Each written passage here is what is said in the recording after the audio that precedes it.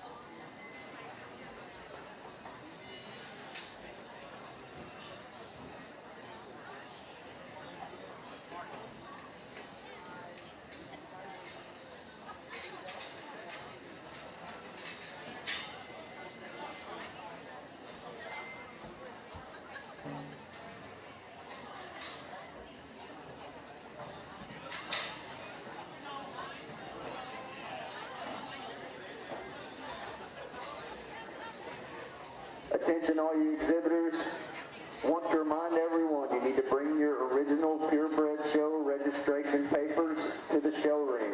Again, bring your registration papers to the show ring.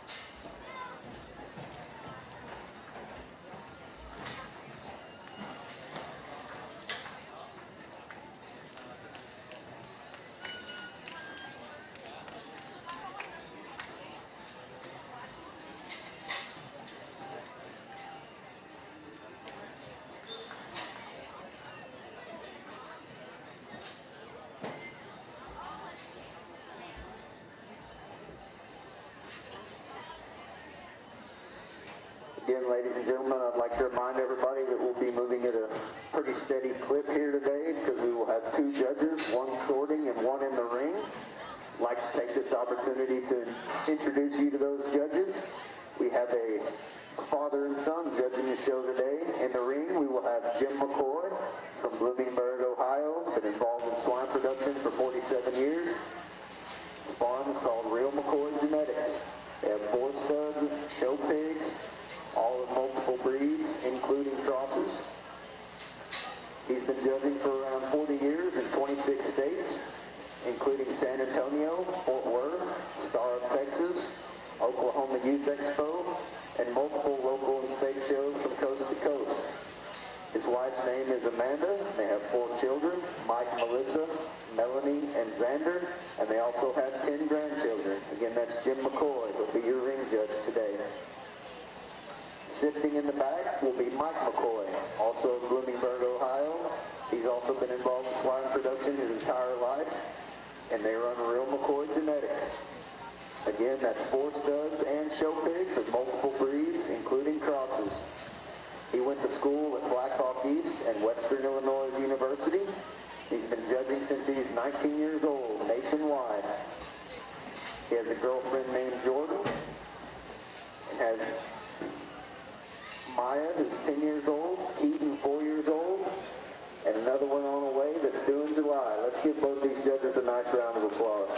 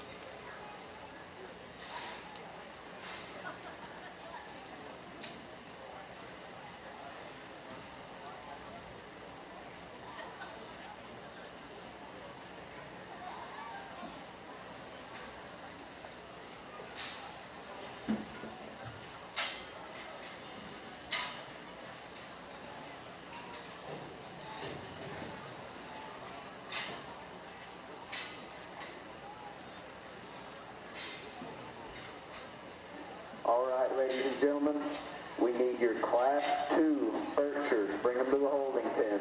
Class 2 Berkshires. Bring them to the holding pen.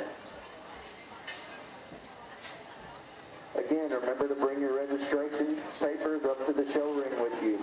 All exhibitors, bring your purebred registration papers up to the show ring when you come with your gilts.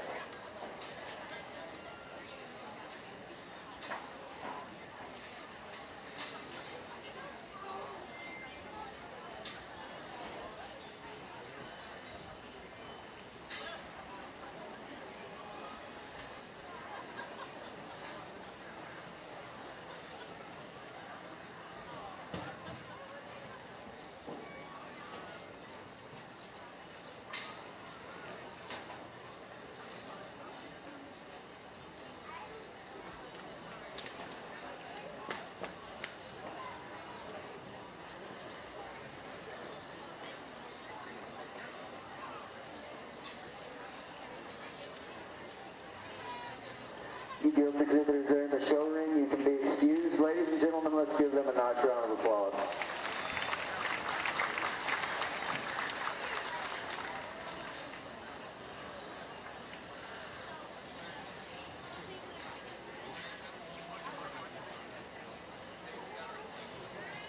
I want to remind everybody again to bring your purebred registration papers when you come to the show ring. And also, please double check the class listing. Make sure you're bringing your gilt to the right class. If you're interested in a photo with your gilt, you can take a photo with your gilt over in the photography area, which is in the north end of the barn, over here close to this HEB sign.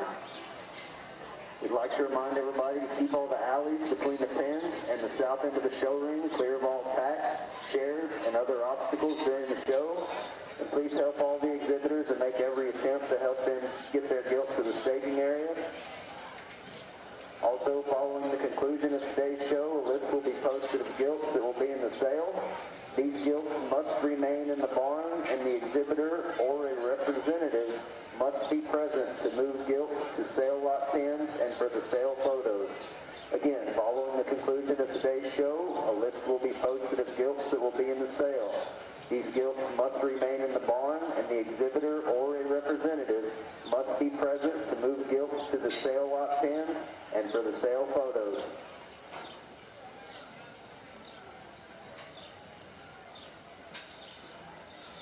We'd also take this time to remind all you exhibitors, when you're dressing your gilt, water only. No oil when you're dressing your gilt. Water only.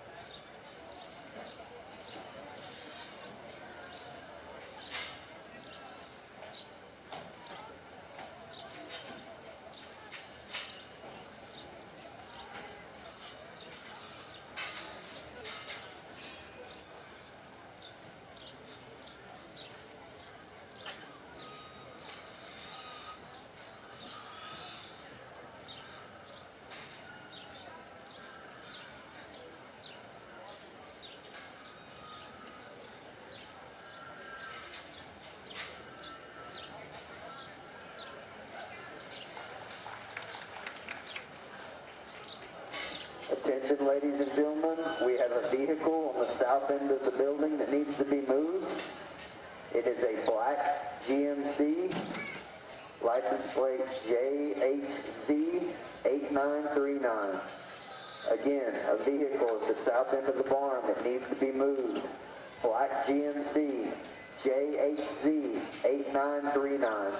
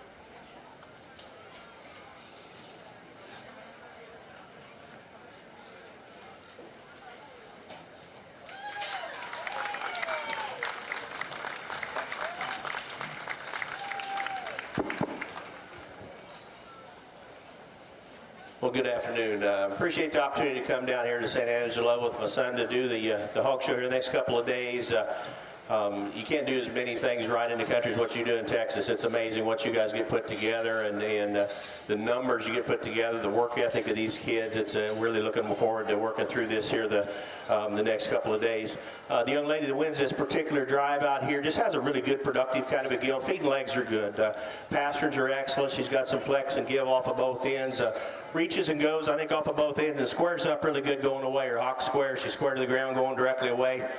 Body volume, three-dimensional kind of a look, good underline, good vulva set, everything just really nice. Not really an amazing one in this class, just some really nice kind of hogs up here at the top end of the drive, but really are very problem-free kind of individuals. The young man that's in second here, a gilt that's very similar in kind to the one we started the class with, maybe just a notch heavier in her structure than the one we started the class with. I didn't feel like this one was quite as true in her skeleton as what we had in the gilt we started the drive with. But again, one that reaches and goes, I think, very acceptably off of both ends. She maybe gets just a little bit rounder and maybe doesn't set quite as square behind as what that gilt we started the class with. Again, really good from the profile aspect here. Young lady does a really nice job of presenting this one.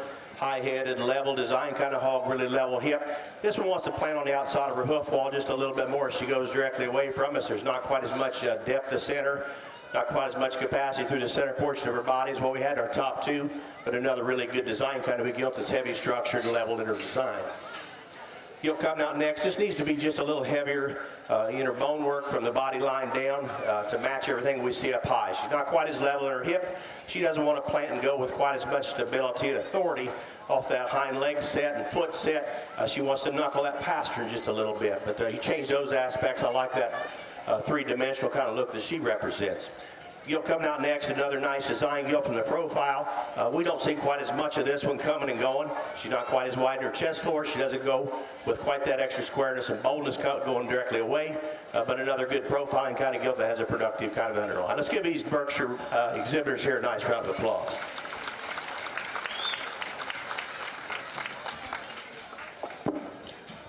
Attention exhibitors, we need your Class 3 Berkshires. Bring them to the holding pen. Class 3 Berkshires, bring them to the holding pen.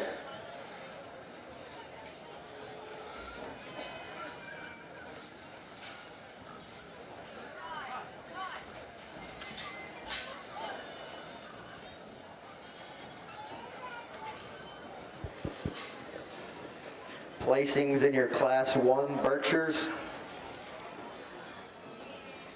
12th place, Weston Chandler, Iredale FFA. 11th place, Paisley Chandler, Iredale FFA. 10th place, Avery DeVault, Midland Lee FFA. 9th place, Madison Hartman, Greenwood FFA. 8th place, Riley Howell, White Deer FFA. 7th place, Brenna Foster, Eastland FFA. 6th place, Chancellor Blunt, Callisburg FFA. 5th place, Dixie Burkett, Fort Elliott FFA. 4th place, Gavin Greer, Gray County 4-H. 3rd place, Jordan Stovall, Grape Creek FFA. 2nd place, Cannon Barker, Erath County 4-H. Your Class 1 Berkshire winner, Addison Williams, Eastland FFA. Let's give those exhibitors a nice round of applause.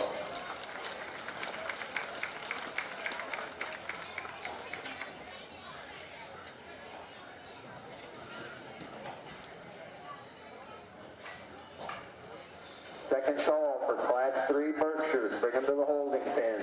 Second call, Class 3 Berkshires, bring them to the holding pen.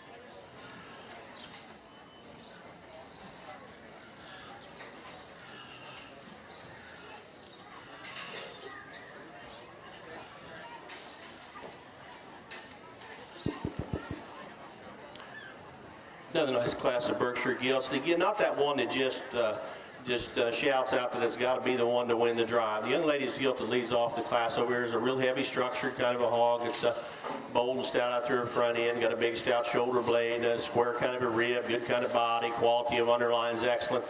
Place I'd like to change this one. I'd like to make this hog more immature in her hocks behind. She's not done any blown hocks or anything like that. They're just a little more mature in their overall look.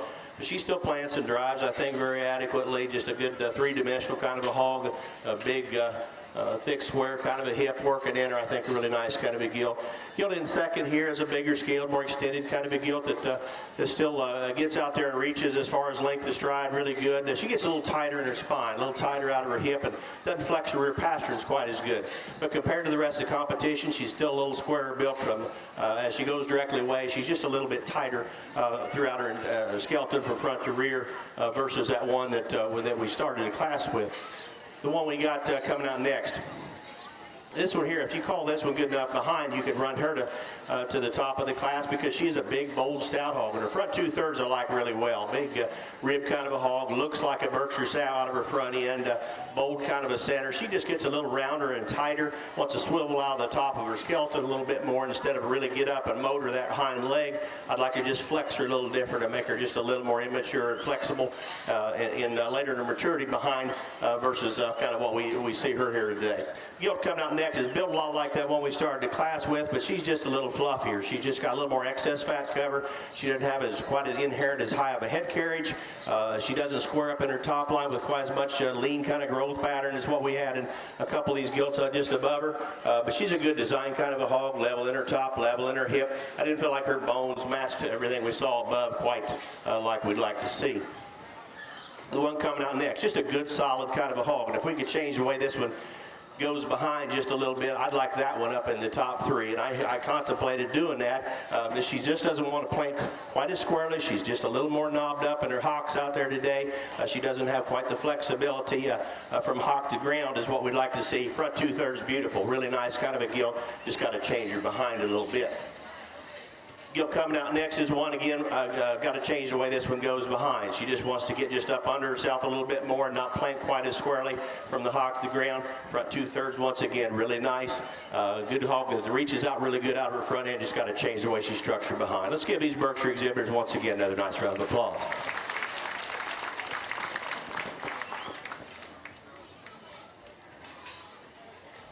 Attention, ladies and gentlemen, we need your first and second place winner from Class 1 Berkshires. Bring them to the holding pen.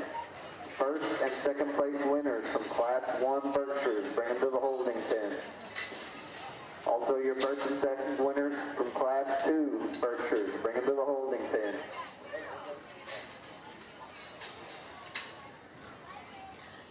First and second place winners, Class 1 Berkshires. Bring them to the holding pen.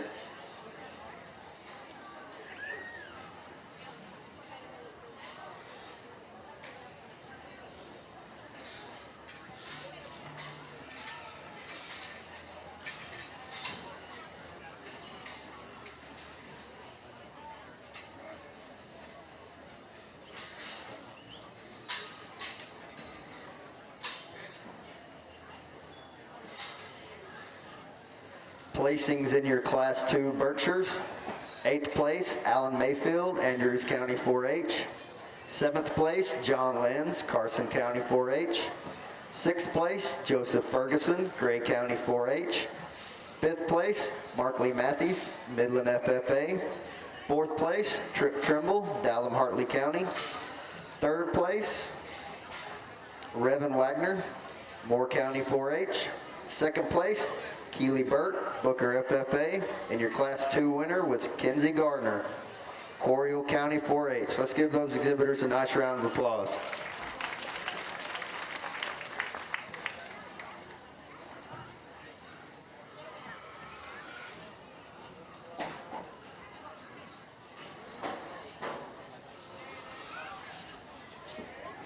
Again, we need your first and second place Class 1 Berkshire winners. Bring them to the holding pen. First and second place, Class 1 Berkshires. Bring them to the holding pen.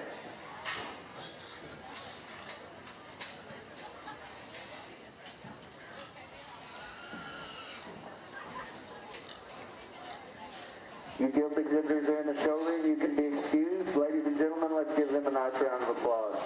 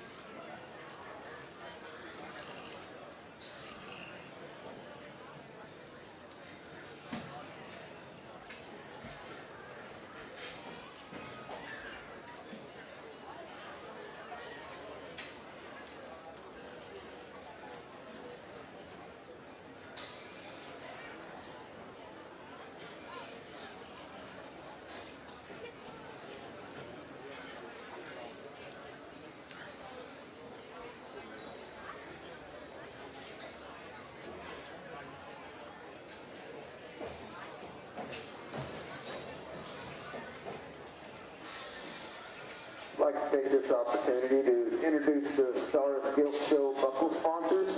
All their names are located on the banner here right above the announcer stand. The Champion Burt buckle, donated by Real Hog Farm, Marion, Texas. The Champion Chester White, Weissoon Brothers Show Pigs, Wall, Texas. Champion Duroc buckle, Swertner Show Pigs, Ballinger, Texas. The Champion Hampshire buckle, All-Star Show Pigs, Sunset, Texas. The Champion Landrace buckle, Sundown Bank, Wall, Texas. The Champion Poland China, Monty and Klein, Bernie, Texas. Your Champion Spot, LC Genetics, Canyon, Texas. Champion York buckle, Fishbacher Show Pigs, Rosarita, Texas. Your Champion Lightweight Crossbred, Pam and David Kimpens, San Angelo, Texas. Your Champion Middleweight Crossbred buckle, Cody and Shanna Pugh, Ackerley, Texas. Champion Heavyweight Crossbred Buckle, Allercamp Farms, Comfort, Texas.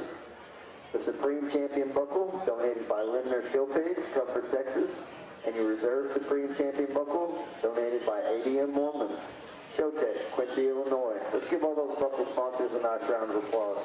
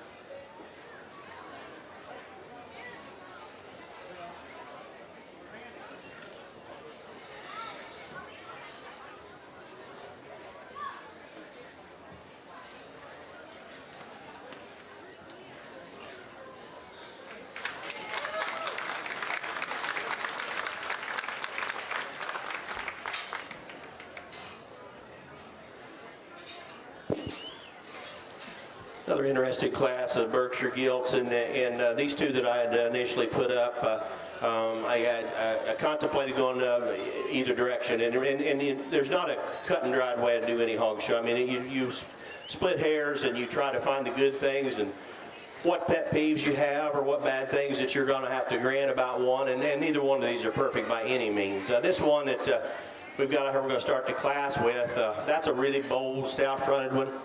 Really reaches good up front, good squareness of body, good squareness of ribs. She's got a little pin on the underline there, but still good quality underline.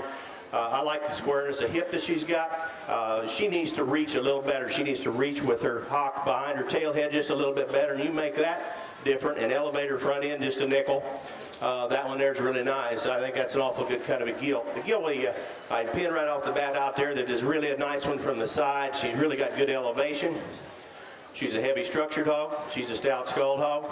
She gets a little higher and tighter in the center of her spine, and she doesn't flex her rear pasterns quite as good as what I'd like to see. She's stiff on her pasterns up front as far as planting that foot and going that way. I need to see that one with just a little more give and flex going away. But that one there is one that looks like a breeding piece. It could be a generator as far as one that give you some show ring kind of look. Some top shape, some muscle volume behind. I just need to make her go a little bit easier off of both ends for me to want to run her any higher in this particular class. One coming out next. gilt right here just doesn't fit together with quite as much balance, particularly right up in behind her blades and her chine and crest area. She wants to cave in her chest floor just a little bit more. She's got elevation, she's got femininity, good quality underline, good length of front. She's got some elevation and some length of bone work. I need to make that one just opened up in her chest floor, stouten her in her chest floor, stouten her in her forerib just a little bit to get her any higher in this particular class. But a good extended feminine kind of a gilt. Gilt coming out next year, another nice kind of a gilt, again from the profile aspect. A level design kind of a hog. Doesn't have quite the elevation up front. It doesn't balance up quite as good because of that particular aspect. Like to clean her up in her front end just a little bit, maybe make her a little stouter in her bone work from the body line down. One coming out next. Bold, stout kind of a gilt here that just gets a little rounder and up under herself a little bit more behind. She's got a little more flesh on her, a little more condition. Doesn't have quite as much raw breeding value to me as far as the way she's kind of put together. I like to change the way that hip's laid in her just a little bit, but you really do have to appreciate her rib cage, the amount of stoutness she's got in that front half. Let's give a nice round of applause once again as they head back. Attention exhibitors, we need your Class 1 Chester Whites. Bring them to the holding pen. Class 1 Chester Whites. Bring them to the holding pen.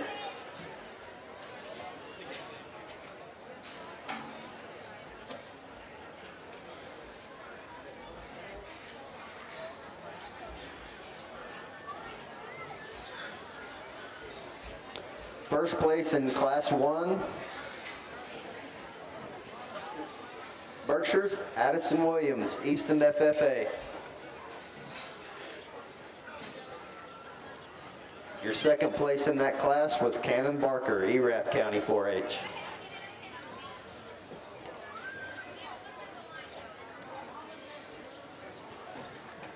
First place in Class 2 Berkshires, Kenzie Garner, Coryell County 4-H. Second place in that Class 2 was Keely Burke, Booker FFA.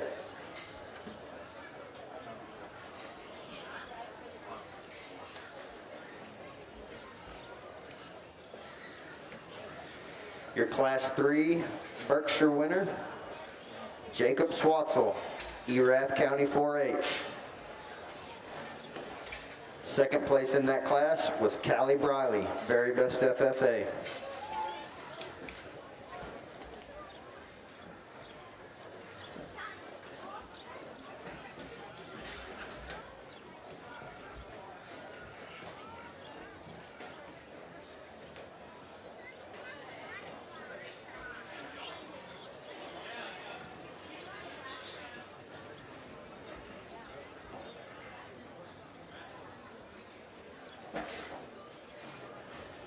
Second call for Class 1 Chester Whites. Bring them to the holding pen. Class 1 Chester Whites. Bring them to the holding pen.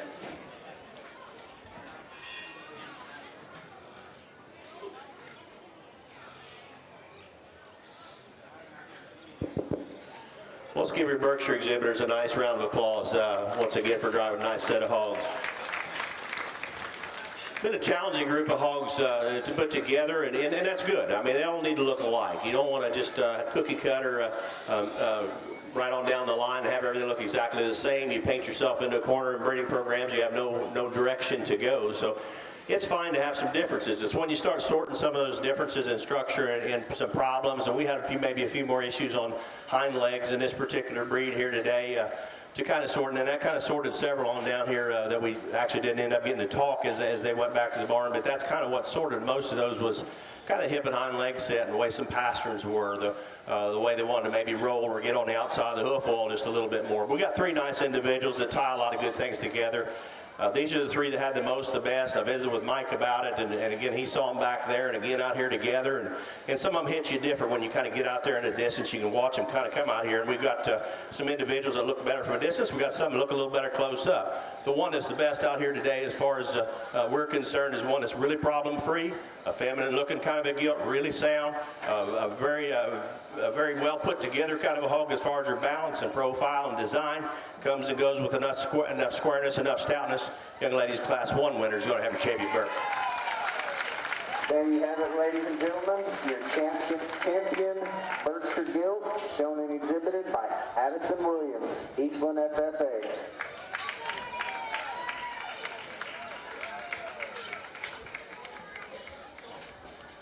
Your second place in that class was Cannon Barker, Erath County 4-H.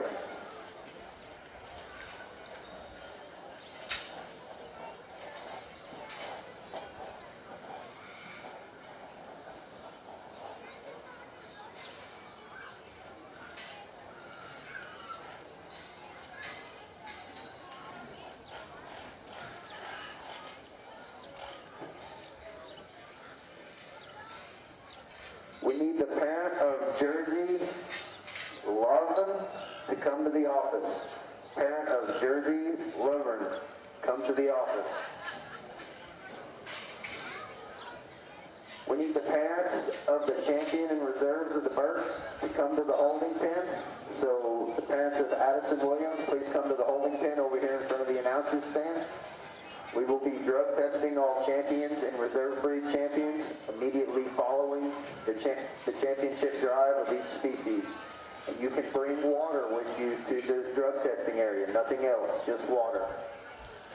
As we bring our second place gilt out of that class 1, she's another nice designed, good kind of a gilt as far as her overall structure goes. Now she wants to get a little more bland by comparison, and by that I mean she gets a little more washed out in her shape down top. She doesn't square up behind with quite as much stoutness and boldness to the ground as maybe what we had in a few of these other ones here at the top end, but nice design kind of a hog nonetheless. So you kind of compare the other two, the gilt we got here in the ring, we mentioned the front 2/3 really good, and she needs to reach a little better and flex a little better off those rear pasterns, but really is a neat breeding piece. Elevator front end and neck will make her balance up just a little bit. That will change her set out of her hip just a little bit more. The gilt we got here in the center is another one that is one you really appreciate from a distance. This is one that here, it's very three-dimensional, very bold, heavy structure kind of a hog. Really like the profile and design. She's got mature hocks. She's a little, and again, they're not blown hocks by any means, but I'd like to change the maturity of that skeleton just a little bit as she goes directly away, but she's the second best one out here for Mike and me today. Let's give her a nice round of applause. There you have it, ladies and gentlemen, your reserve champion Berkshire Gilt, shown and exhibited by Kenzie Garner, Oriole County 4-H. Again, we need the parents of this champion and reserve champion Berkshire to come to the holding pen here. So if you're the parents of this champion and reserve champion Berkshire, please come to the holding pen. We will be drug testing these champions and reserve champions immediately following the championship drive. And they're also pulling hair here at the pen.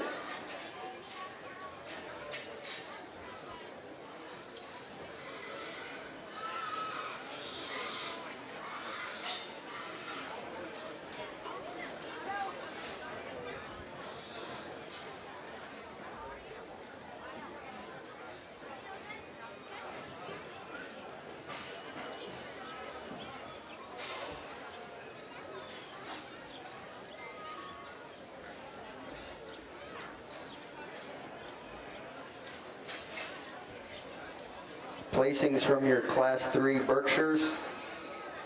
With 8th place, Cole Bridges, Eastland FFA. 7th place, Ian Garcia, Nueces County FFA. 6th place, Emily Cooper, Cisco FFA. 5th place, Richard Morrill III, Callisburg FFA. 4th place, Courtney Deason, Textline FFA. 3rd place, Melanie Dushek, Wall FFA. 2nd place, Callie Briley, Very Best FFA. Your Class 3 Berkshire winner was Jacob Swatsville, Erath County 4-H. Let's give those exhibitors a nice round of applause.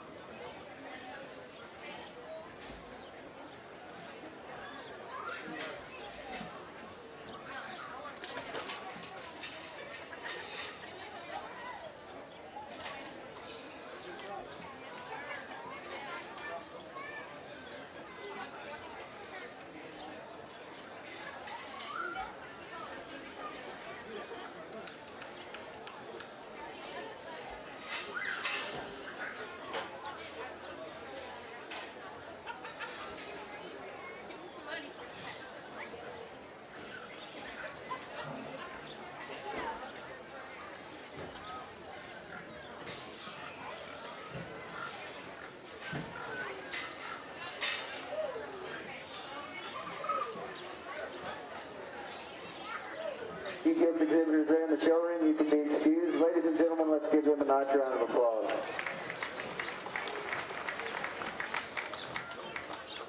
We need your Class 2 Chester Whites. Bring them to the holding pen. Class 2 Chester Whites. Bring them to the holding pen.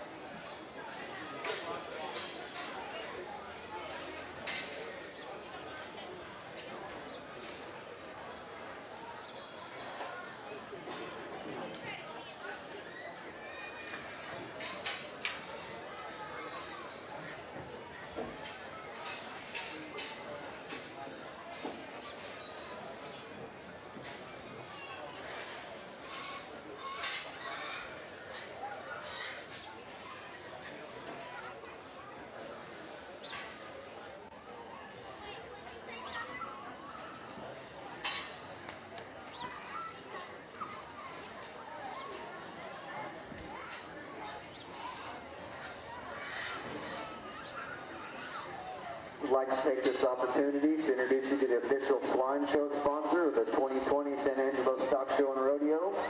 It's ADM Mormon Show Tech. ADM Mormon Show Tech, regardless if you're aiming for a county or state fair champion, Mormon Show Tech has the products to fuel the nutritional requirements of your show livestock.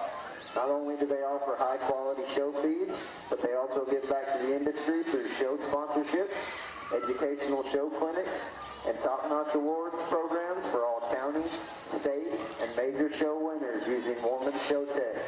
Thanks to Dr. Bruce McLean and everyone at Mormon Show Tech for their continued support of the San Angelo Stock Show and Rodeo. Please visit their booth located behind the show arenas here on the north end of the barn for more information on their valuable products. Again, ADM Mormon Show Tech, your official swine show sponsor. Let's give them a nice round of applause.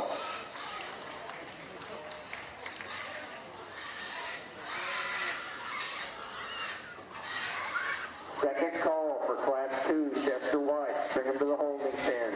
Second call, Class 2 Chester Whites. Bring them to the holding pen.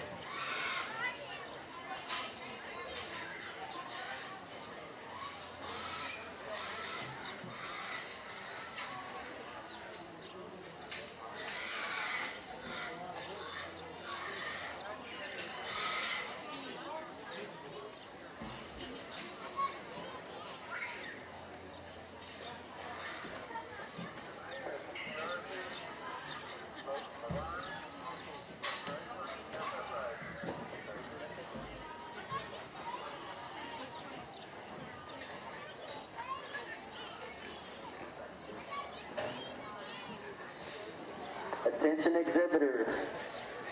We are missing a gilt in Class 2 Chester Whites, Jersey Laverne, Grayford FFA. We are missing your gilt in this Class 2 Chester Whites. Bring your gilt to the holding pen. Jersey Laverne, Grayford FFA.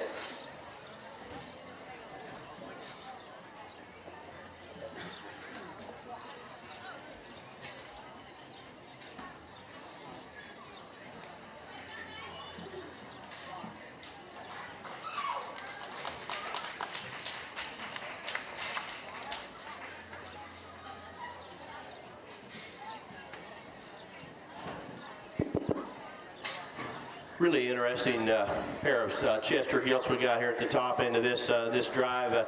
Two to logic come up to the top of the drive, I think, very, very handily. The young ladies get them out here right off the bat. Truthfully, she needs to go out there and grab a gear. I mean, as this hog got out there a little bit better, was better, came in really slow, but this hog is, I think, very genuine. This hog is, the bones match everything we see up high. There's more genuine shape at top and probably a little more shape behind than what we got in the gilt. We got in second, but still is a really good structured hog. I think it really has a great set to her, an angularity to her shoulder blade, knee and front foot. She's got good set going directly away. A really nice kind of a Chester Gilt. Some would say she's a little too flat pastured up front. I think she's just big-footed, and she still doesn't impede her movement whatsoever. She's just a good stout kind of a Chester female. The one we got in second, another one I like really well as far as being a really, really heavy boned hog. Great big breeding hog hind leg in this one. Really good reach and give with its hock as it goes behind its tail head. This one to me didn't read quite as genuine in shape down its top and out through its stifle as the gilt we started the class with, but this is another really nice kind of a hog that ties so many good things together with balance and stoutness. It still doesn't cause us any problems with structure or issues whatsoever as far as mobility goes.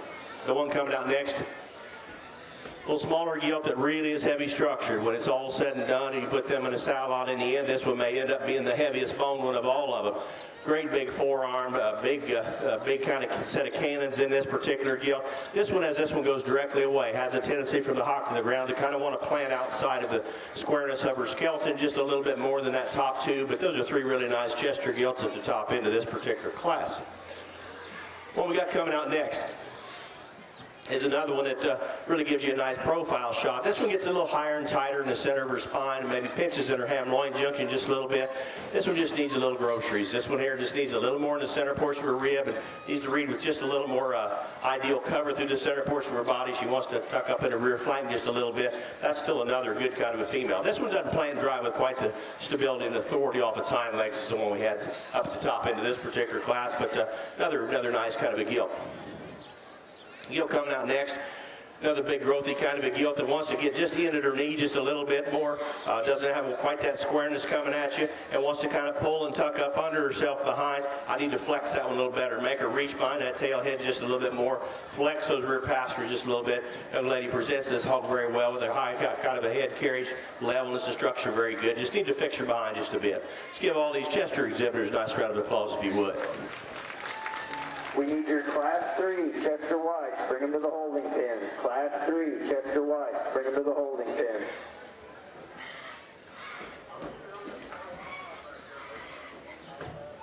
We're still missing out of Class 2. Jersey Laverne, Grayford FFA. Bring your gilt to the holding pen immediately. Jersey Laverne, Grayford FFA. You are in Class 2. Final call.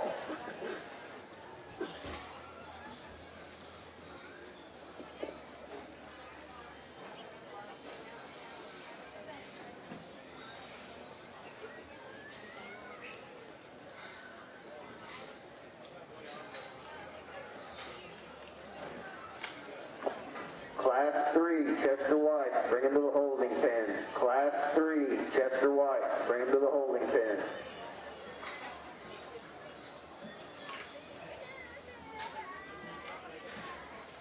Placings in your Class 1 Chester Whites.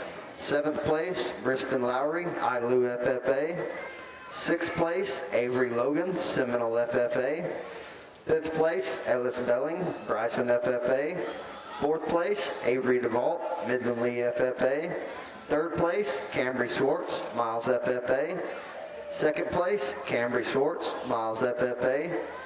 And your Class 1 Chester White winner, Jaden Gomez, Water Valley FFA. Let's give those exhibitors a nice round of applause. You gilt exhibitors there in the ring, you can be excused. Let's give them a nice round of applause.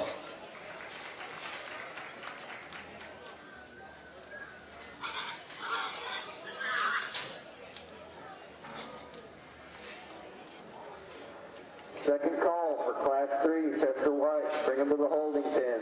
Second call, Class 3, Chester Whites, bring him to the holding pen.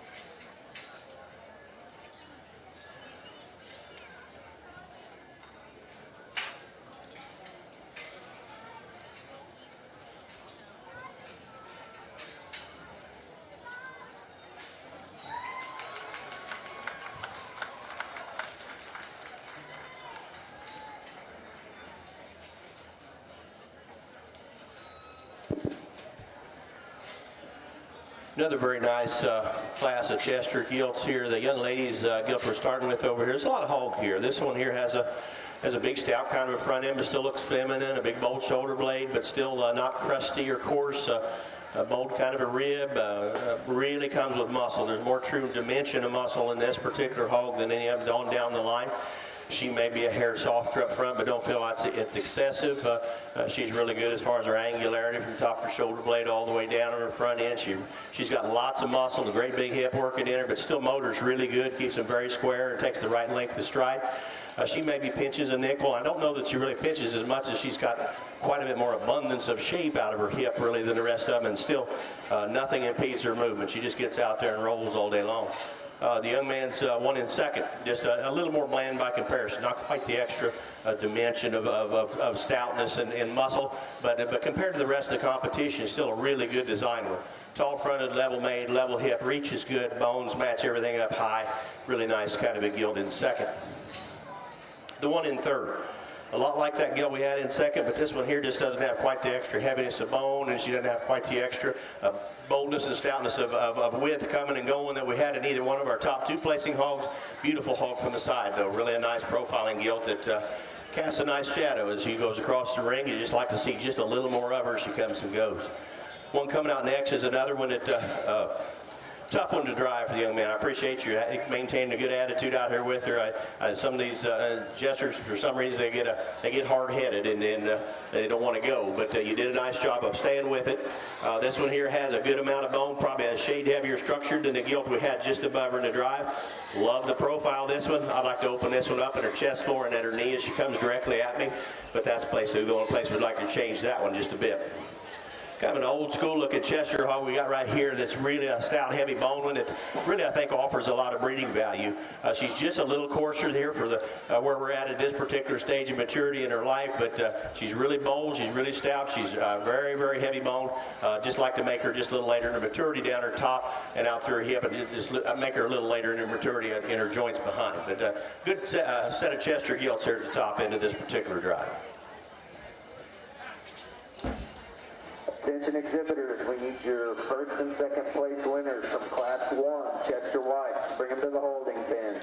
Your first and second place winners from Class 1, Chester Whites. Bring them to the holding pen.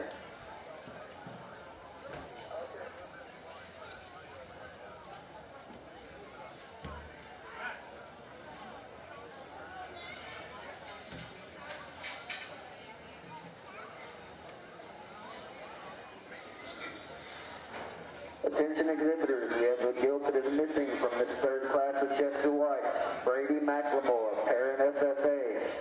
Your gilt is in Class 3, Chester Whites.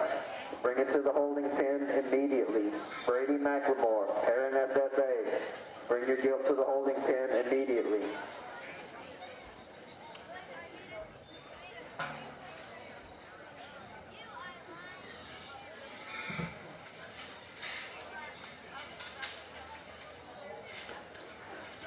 Placings in Class 2, Chester Whites.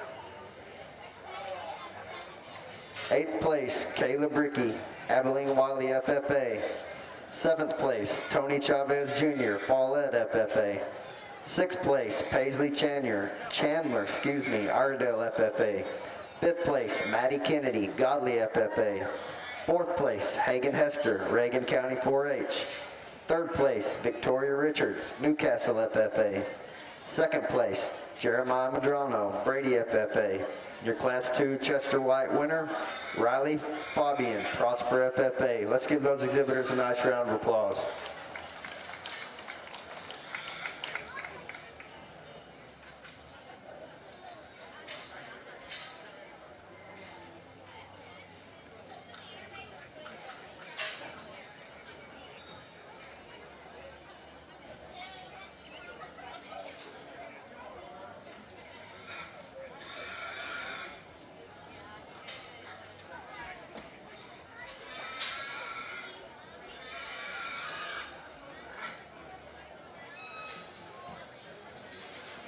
We need your first and second place winners from Class 1, Chester Whites. Bring them to the holding pen.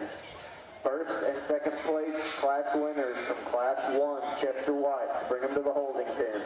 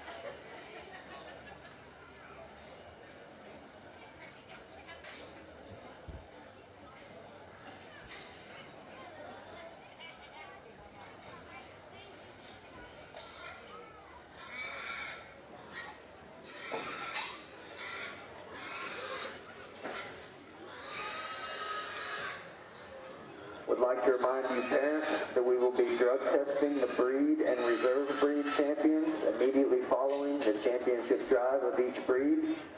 So if your exhibitor's gilt, you parents, if they have champion or reserve champion, once they are named, please come right here in front of the announcer stand to the holding pens. We will be pulling hair and then taking them immediately to the drug testing area on the north end of the arena.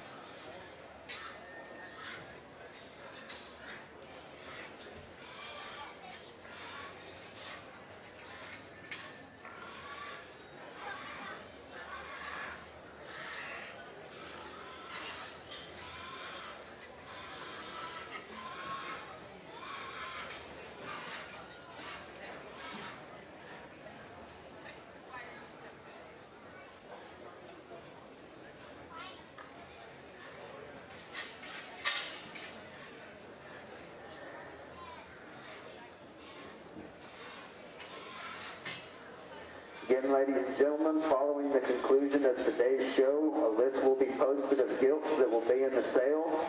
These gilts must remain in the barn, and the exhibitor or exhibitor representative must be present to move these gilts to the sale lot pens and for the sale photos. Again, following the conclusion of today's show, a list will be posted of gilts that will be in the sale. These gilts must remain in the barn, and the exhibitor or a representative of the exhibitor must be present to move gilts to sale lot pens and for the sale photos.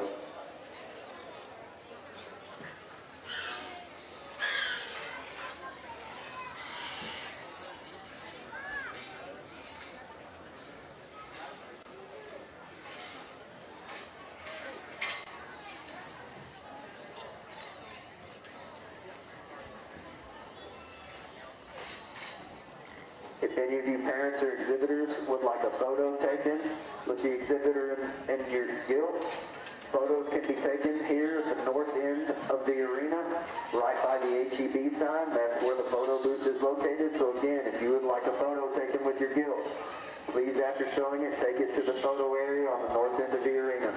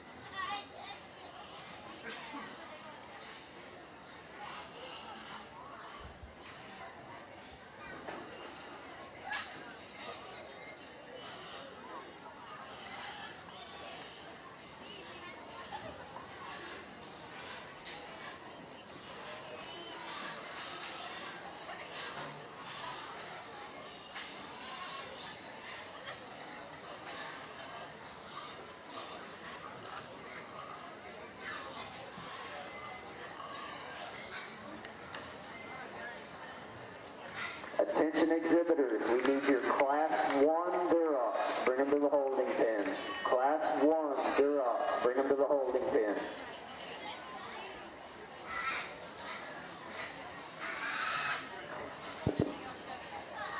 Last class of Chesters, again, has challenges in it there also. Again, structurally, there's some differences. I'm going to start the class with front 2/3. This one's is really, really neat. This one from the side and coming at you is just the epitome of a show hog, and you really like that big, bold kind of a chest floor and the heaviness of structure and square toes and stout skull, but still has a clean jawline and a feminine kind of a look, a great big bold kind of a center. And from the side, everything looks just right. Now, I'd like to see this hog with a better independent step off its hind leg. This one is right on the edge of being just out there wide enough behind.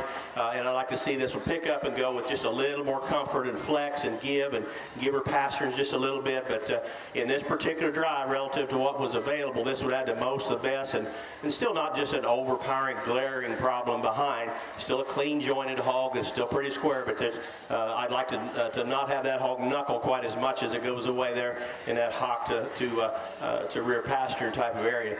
Real fluid moving gilt we got in second. This is a real feminine one that really looks like she should be a good pig raiser. Underline and vulva all really good, excellent foot, excellent flexibility of structure as far as joints and flex of pastern and foot. This one gets out and goes really well. She's in second because her bones from the body line down need to match everything we see up high just a little bit more, kind of like the gilt we started the class with.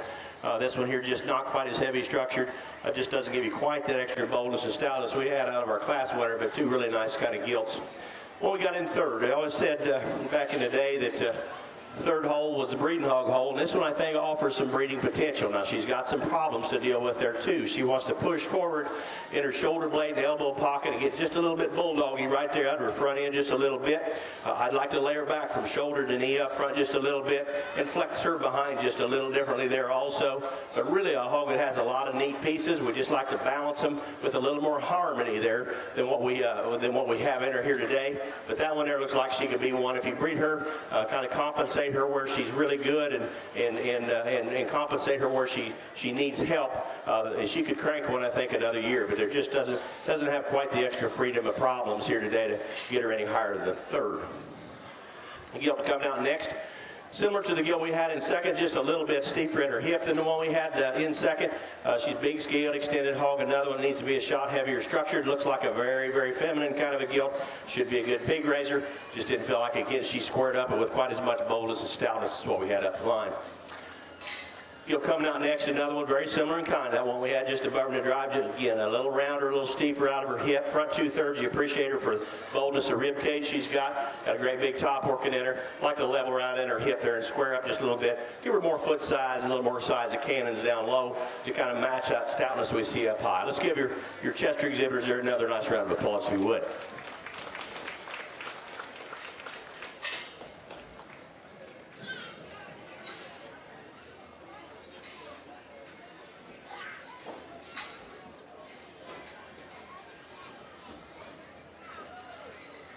Your Class 1 Chester White winner, Jaden Gomez, Water Valley FFA.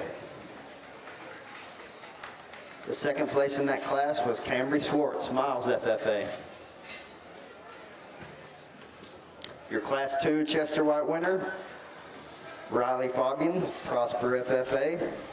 Second place in that class was Jeremiah Madrano, Brady FFA.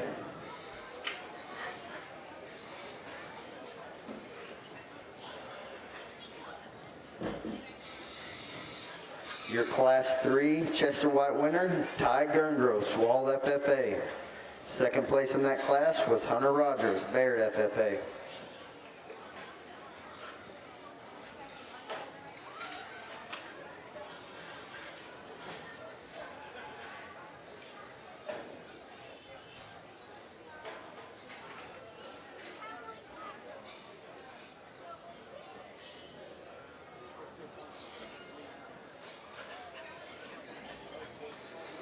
This is your second call for Class 1 Durocs. Bring them to the holding pen. Second call, Class 1 Durocs. Bring them to the holding pen. Would like to remind you, parents, in this championship Chester White Drive, if you are the champion or reserve champion, please come join your exhibitor in the holding pen here right in front of the announcer stand so we can pull hair and then immediately bring your Gilts to the drug testing area.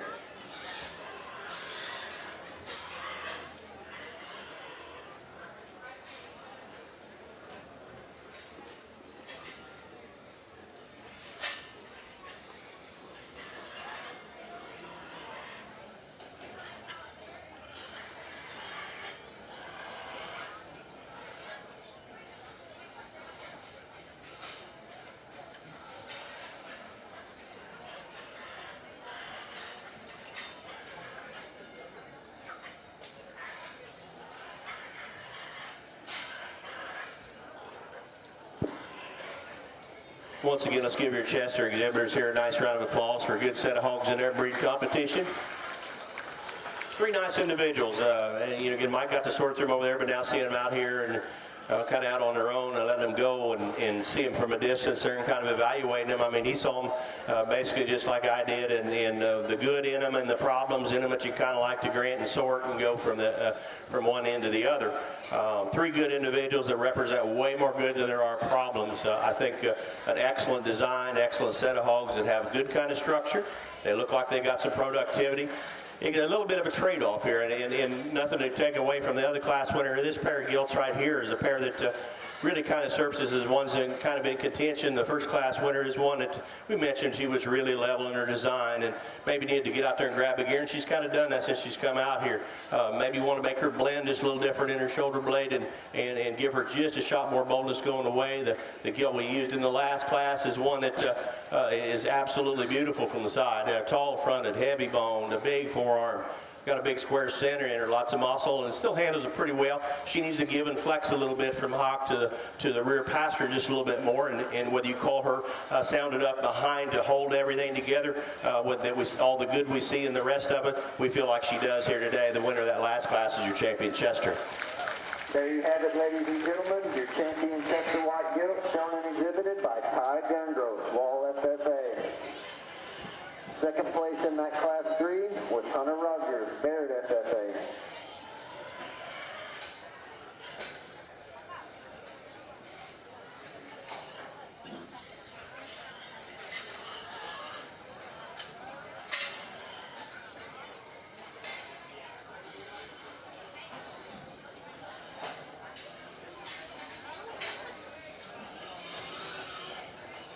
Well, we bring the second place Gilt in, and again, just a good long-bodied hog.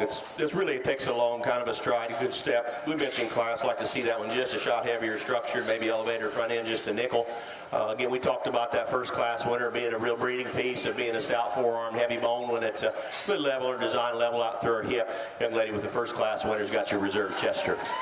There you have it, ladies and gentlemen, your reserve champion Chester White Gilt, shown and exhibited by Jaden Gomez, Water Valley FFA. Again, would you transfer this champion in reserve, please come over here in front of the announcer's stand so we can pull hair. Would also like to make the announcement that if your paperwork is picked up today and you need it to show tomorrow, following the show today, please go to the livestock office in the northeast corner of the barn and get a copy of your paperwork. Again, if your paperwork is picked up today and you need it to show tomorrow, following the show today, please go to the office in the northeast corner of the barn and get a copy.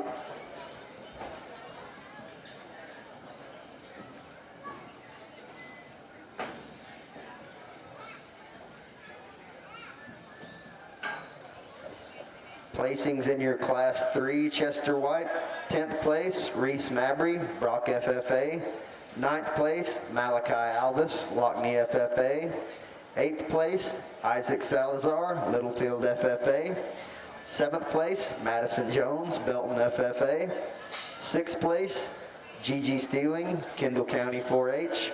5th place, Owen Bunch, Palo Pinto County 4-H. 4th place, Reagan Helms, Ballinger FFA. 3rd place, Jacob Enzaldo, Archer County 4-H. 2nd place, Hunter Rogers, Barrett FFA. Your Class 3 Chester White winner, Ty Gerngross, Wall FFA. Let's give those a nice round of applause.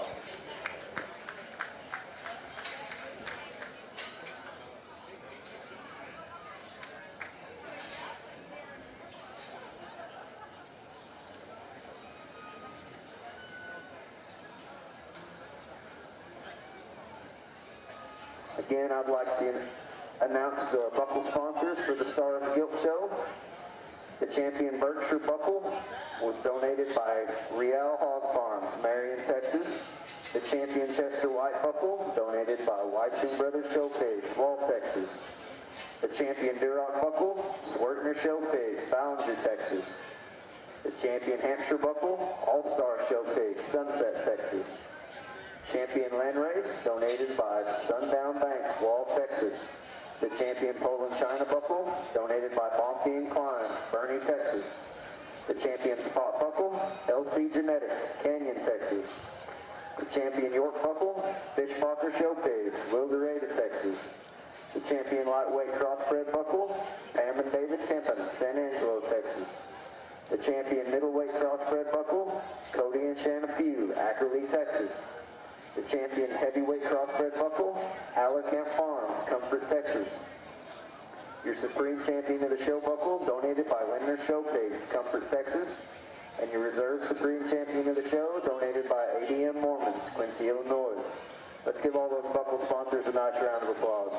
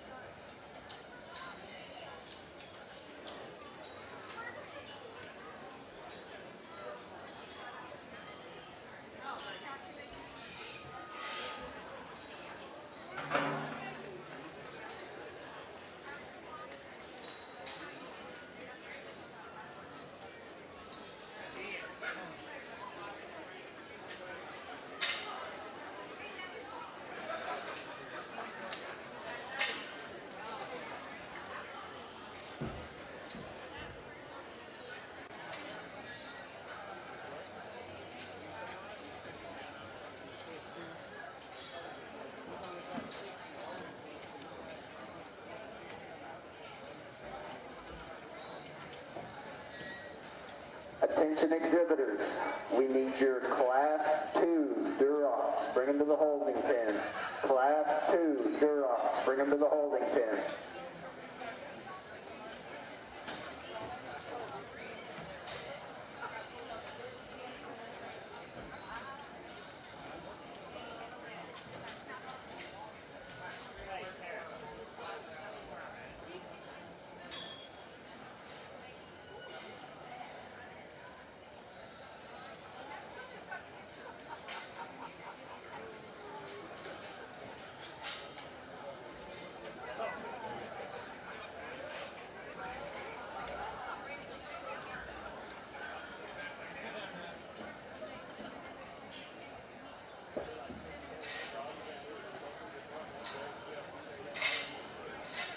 Again, exhibitors, we need your Class 2 Durocs. Bring them to the holding pen. Class 2 Durocs. Bring them to the holding pen.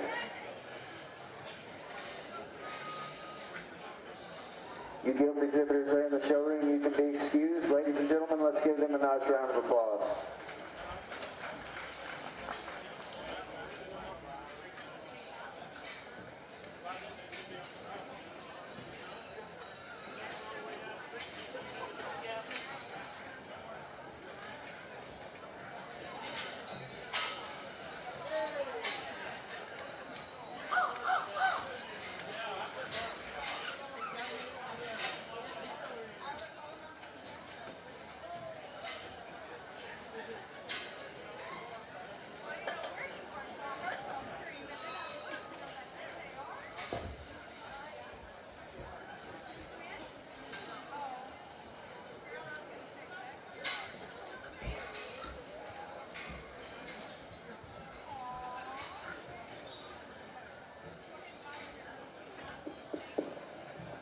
If I could have your attention in the swine barn for just a second or two, youngsters were asking about their original papers that were picked up today and having to have a paper for tomorrow's show. If your paper was picked up today, it means that you're in contention to get a sale slot. Doesn't mean you're in. That's going to be determined at the end of the show. But if you need a copy of those papers, if they were picked up and you want to go by the office a class or two after you've shown to get a copy made, go in there and ask the ladies in there to make you a copy of your paper. You will not get your original paper back until the sale order has been determined. And then those Gilts not making the sale, you can have those papers back. We will keep the papers on all sale Gilts. You will not get those back. Once again, you can go by the office if your paper was picked up in the class and have a copy made, because you'll need that tomorrow if you're showing in the Junior Gilt show.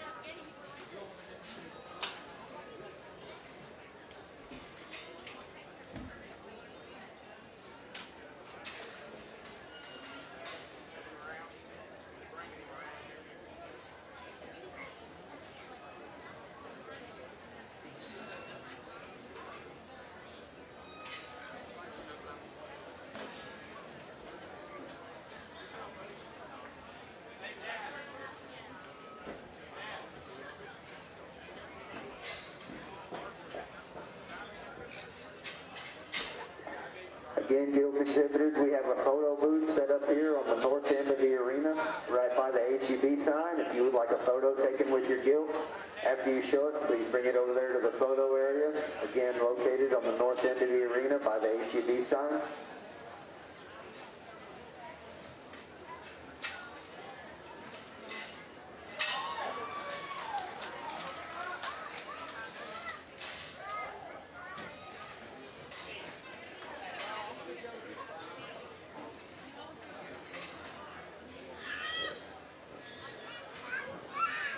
Nice class of red hogs here on the top end of the drive. The predominantly, the really dark red one we got out here is the young man has is getting the most of the best. The three-dimensional hog that gives you a really good shot coming at you, a lot of boldness and stoutness, but still a good, clean, attractive kind of a look.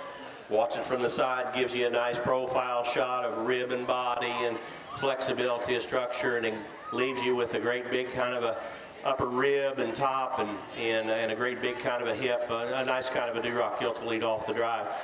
The young lady's lighter colored gilt we got in second is a neater built one as far as just being sleek fronted and level design. Reaches pretty good off of both ends, not quite as heavy structured, not quite as bold as the gilt we started the class with. But her, compared to the one we have in third, she's laid back in her shoulder a little bit better and takes a little more flexible kind of a stride. The one we got coming out third, we pulled out of the sift pin here. A lot of times that sift deal is the very first step you make in. If you're off on a step and you don't look, so I would encourage you to make sure you get that good first 10 to 15 feet to be seen. This one here needs to be laid back in her shoulder blade from shoulder to knee and front foot. Just lay her back and make her more comfortable. She wants to shuffle a little bit out of both ends. Beautiful hog. This one will cast a really nice ring shot and a nice shot as far as a backdrop kind of a shot as far as being still. But when she gets out on the go, she's just not as flexible off of either end. She's a neat looking hog. Just like to change her structurally. That's another one. Third place in class. That's a breeding hog that could offer some good there at sale time. Another one coming out here that's really good as far as having some depth to rib, depth of flank, levelness of designs, real good. Reaches real good behind, wants to maybe flatten in her center portion of rib just a little bit. She gets a little punchier up in her crest versus the one we had up the line, but another nice kind of a hog. A youthful, immature, appearing kind of a gilt we got right here. Neat looking, bones match everything down low that we see up high. She wants to pinch just a little bit in her ham-loin junction, but compared to the rest of the competition we had in the class, still designs really nice on the profile and gives you a nice shot of muscle and a good kind of look out of the front end. Let's give your Duroc exhibitors there another nice round of applause. Attention exhibitors, we need your Class 3 Durocs. Bring them to the holding pen. Class 3 Durocs. Bring them to the holding pen.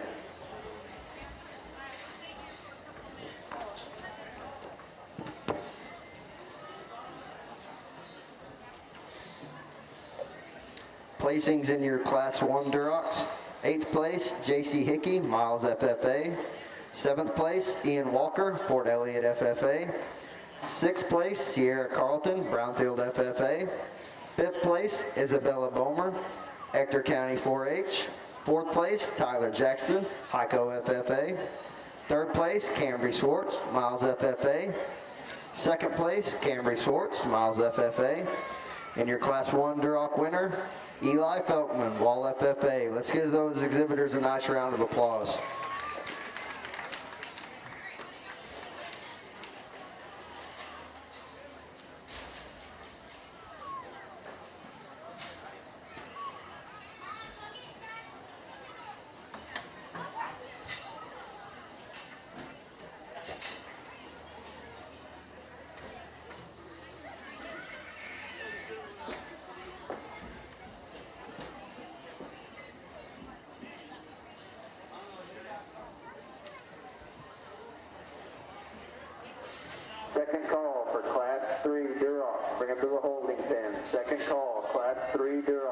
to the holding pen.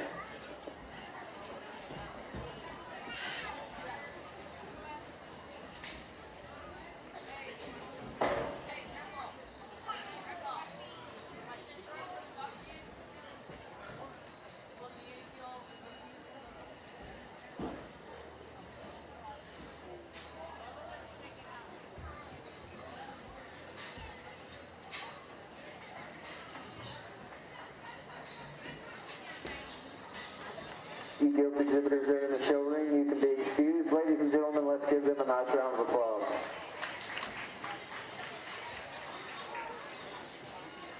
I'd like to take this opportunity to remind everyone that following the conclusion of today's show, a list will be posted of the gilts that will be in the sale. These gilts must remain in the barn, and the exhibitor or a representative of the exhibitor must be present tomorrow evening to move these gilts to the sale lot pens and also for the sale photos. Again, following the conclusion of today's show, a list will be posted of gilts that will be in the sale.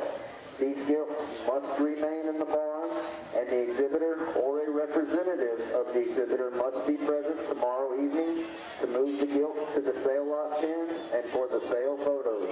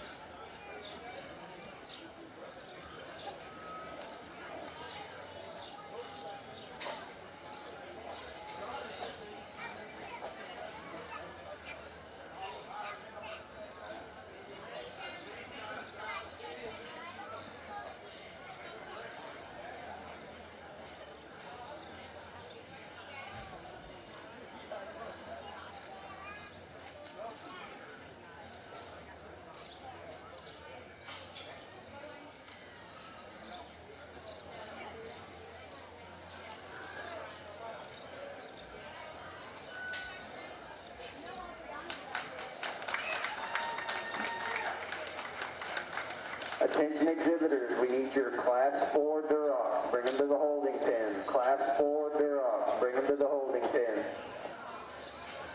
Really nice top pair here in this class of red ones, and they're both high caliber kind of gilts. I mean, if you need a red female, take a look in at sale time when these roll around, because these are two really nice females. Structure separates these two. The young lady with the peach colored top on that wins the drive, this one is just the epitome of comfort. This one here is really good as far as flexibility. This one is better at the ground. Has some toe spread and foot size without being soft pastern.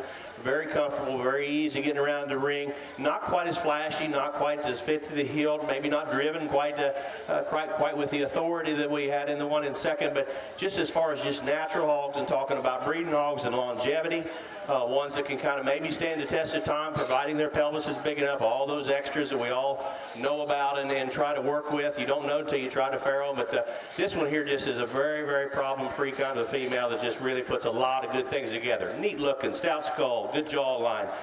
Taller shoulder she is to her hip, just a nice kind of a gilt. Like I said, like they never got her out of that corner over there. Once she got down there and rolled out there pretty good, you really appreciate that one quite a bit. The young lady here does a really nice job of really working hard at showing her project. I really do appreciate that work ethic. This is a very tall-shouldered, long-bodied, level design, level hip hog with a great head carriage, good chest floor, bones match everything up high. All those are good things we're talking about, and this is a really good Duroc female. This one needs to be more comfortable at the surface. She's a little forward in her shoulder. She's a little forward in her knee. She doesn't want to plant her pastern up front with quite that extra stability and comfort, and she kind of leaves us the same way. She squares up really good going away. Length of hip is fine. She just doesn't want to give and motor that hind leg quite like we'd like to see, like to flex that rear pastern just a little bit. That's another one that offers a tremendous amount of breeding potential. One coming out third. Again, by comparison, just not quite as level out of her hip, not quite as tall to point of the shoulder as what we had in either one of our top two placing, but we hit a buzzsaw class. We had two really good gilts in this class, and this one here is another nice one. It reaches really good off of both ends. I'd like to level her in her hip just a little bit. I'd like to stouten her bone work, particularly her front leg, just a little bit more to match everything we see up high, but another high caliber kind of a female. Dark colored red one coming out here next is one that gets a little rounder in her overall appearance. She's another nice kind of a gilt that again offers you some stoutness and boldness and boxing as a center. She wants to get just a little rounder out of her hip and doesn't square up quite as good coming at us as what we had in the ones just above her in the drive, and another nice one. Next one coming out.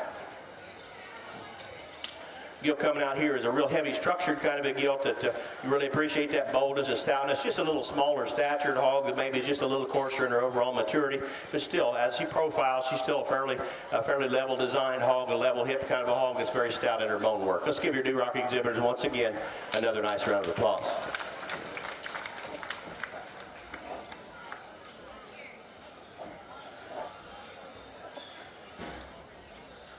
Second call for Class 4 Durocs. Bring them to the holding pen. Second call, Class 4 Durocs. Bring them to the holding pen.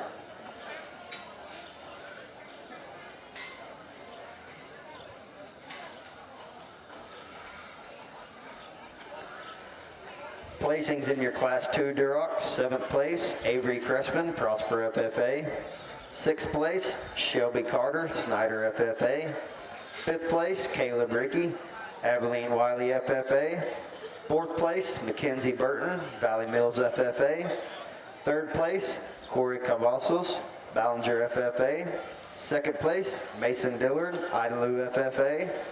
Your Class 2 Duroc winner, Kinley Baird, Chillicothe 4-8.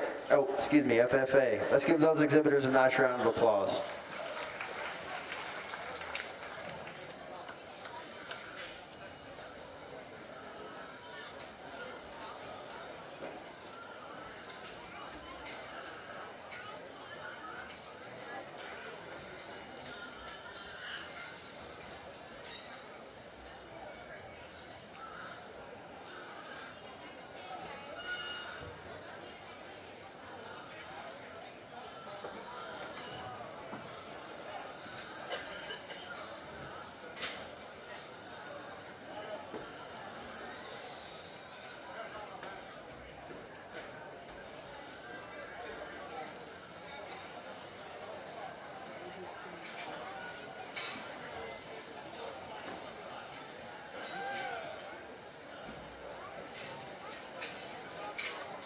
You Gilt exhibitors are in the showroom. You can be excused. Ladies and gentlemen, let's give them a nice round of applause.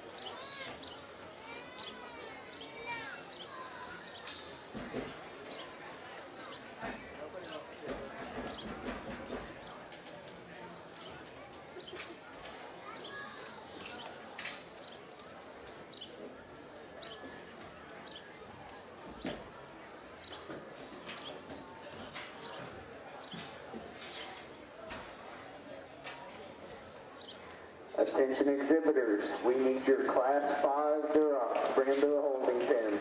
Class number 5 Durocs. Bring them to the holding pen.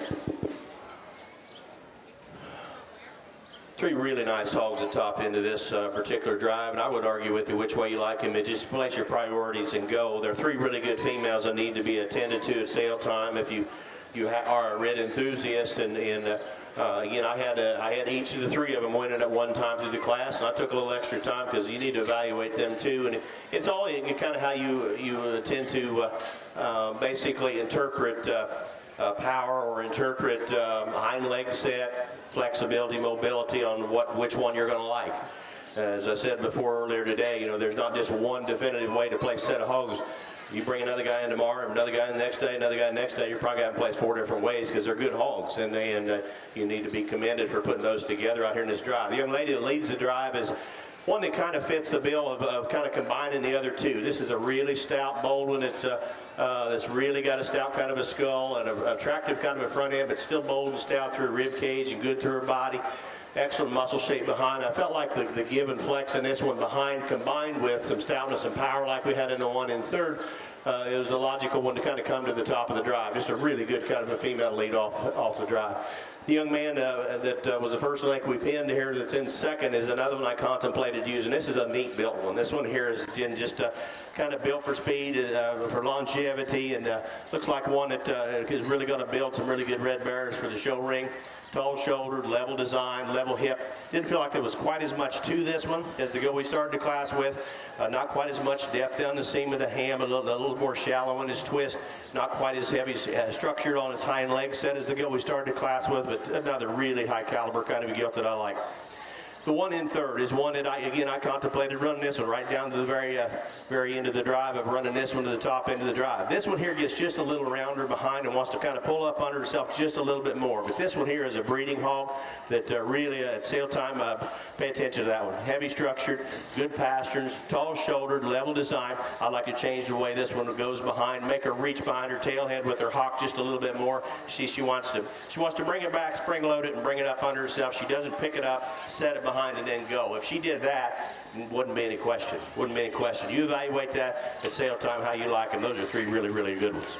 This one right here is a powerhouse also that just doesn't have as many correctness things to offer, particularly behind. This one takes a little shorter stride, a little bunchier behind, but boy, tall-shouldered and bold rib, big centered, good pasterns on this hog. If this one could motor just a little more behind, she's just a little farther past 12 o'clock as far as maturity of muscle behind.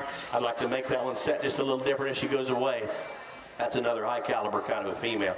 Well, coming out next, just got outhorsed out here today. Nice kind of a gilt that you appreciate for the cleanness of front end, the femininity she's got, reasonable kind of bone, just a little lower set in her front end, not as bold in her shoulder blade and forearm, but again, another good red gilt. Let's give a nice round of applause for Duroc exhibitors there once again.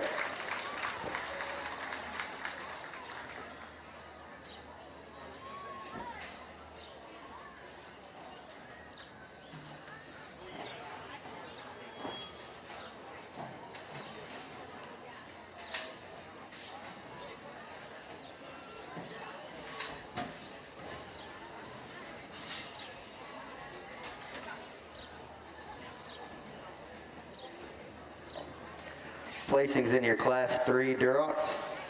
8th place, Kayla Morgan, Medina FFA. 7th place, Reagan Helms, Ballinger FFA. 6th place, Grayson McCurley, Moore County 4-H. 5th place, Dawson McCauley, ILU FFA. 4th place, Mason Dillard, ILU FFA.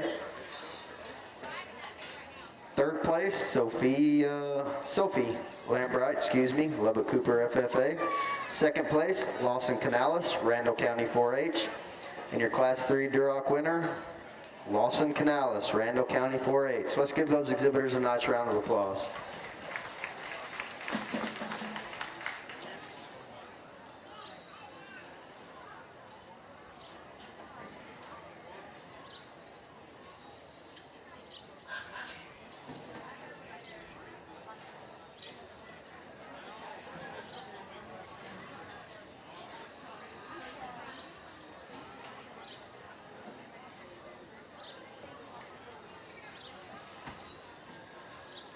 Again, Again, exhibitors, we need your Class 5 Durocs. Bring them to the holding pen. Class 5 Durocs. Bring them to the holding pen.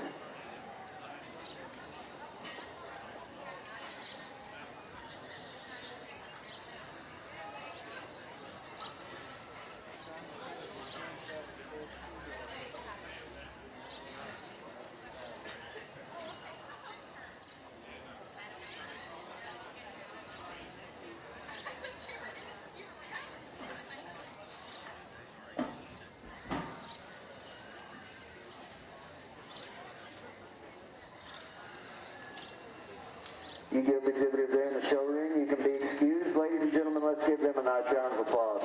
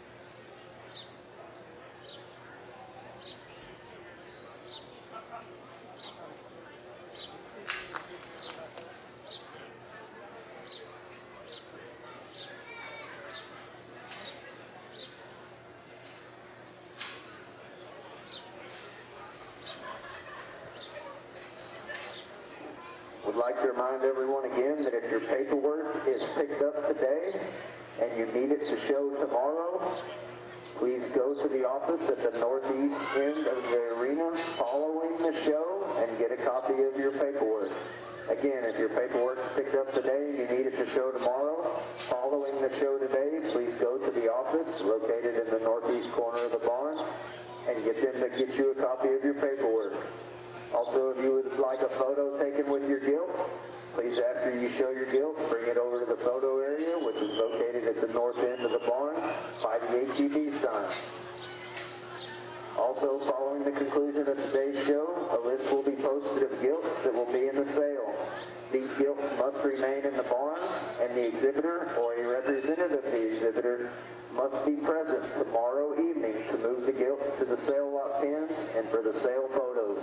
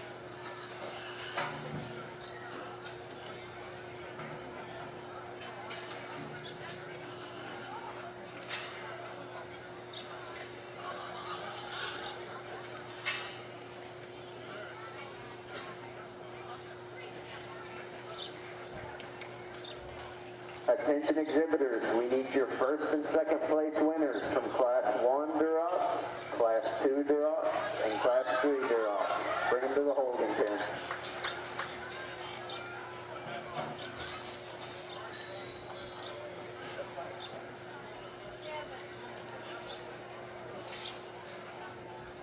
Another challenging class to put together, but some nice ones up here at the top end of this drive. The young lady that leads off the drive again has that one that's comfortable.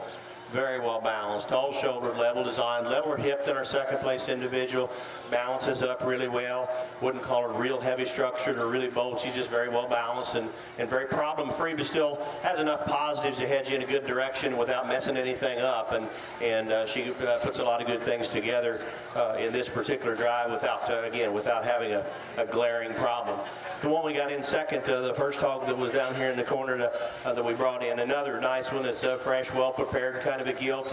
She's inherently just a little rounder in look. She's not quite as high in her natural head carried set. She's a little lower in her tail set and wants to pull under just a little more. Those sound like several things, but they're very minor things. She's not really bad in any of those areas. Those are just places to change her to make her better. Level her out in that hip just a little bit, but she's really good, pliable through her rib cage, good through her center. Looks like she's productive, kind of a red female. Still gets out there in motors, I think, very free and easy. Really nice pair of gilts up top in this drive. Young lady in third has one that was really difficult to drive, and I feel for you. We've all been there and had a hog that didn't want to get out there and go. This one here wants to push forward in her shoulder blade just a little bit more. She levels out in her hip a little bit better there behind, but she inherently just wants to shove her nose into the sawdust and never really get out there and get her head up and go. And when she does, she is one that you can appreciate for the profile design. She gets a little flatter up on her front feet and wants to roll in and bulldog a little bit on her front feet, but that's another nice one that's very three-dimensional, really big center, good rib, good body, good quality underline, and still tracks relatively free and easy behind. The one coming out 4. The gilt coming out here next wants to shuffle just a little bit shorter in her stride behind. She pinches in her ham-loin junction, and sometimes those things go hand in hand a little bit. She's a little harder and harsher than the ones we had above her. She's not quite as pliable and productive looking through her center. She's a neat-looking gilt. She's square up out of her shoulder blade. She's adequate in her bone for where she is on her frame size. She's fairly square in her center. She's just a little tighter rear flank. She's a little tighter ham-loin, and she wants to take just a little shorter stride behind, as I said there before, and another good caliber kind of a gilt. The one coming out next, the lighter colored gilt here, is one that, again, by comparison, wants to get just up in the center of her top just a little bit, and she wants to kind of pull and tuck this right rear leg up under herself. She gets in her hock and out in her rear foot. I like to square her up as she goes directly away. Neat looking one from the side. We got to fix her going away. One coming out next.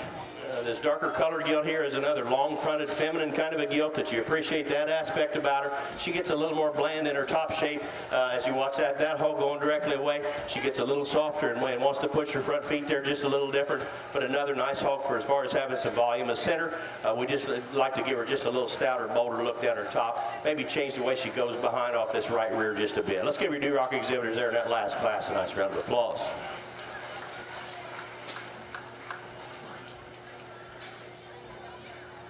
Again, gilt exhibitors, we need your class winner and second place class winner in your Class 1 Duroc, Class 2 Duroc, and Class 3 Duroc. Bring them to the holding pen. Your first and second place class winners from Class 1, Class 2, and Class 3 in your Duroc. Bring them to the holding pen.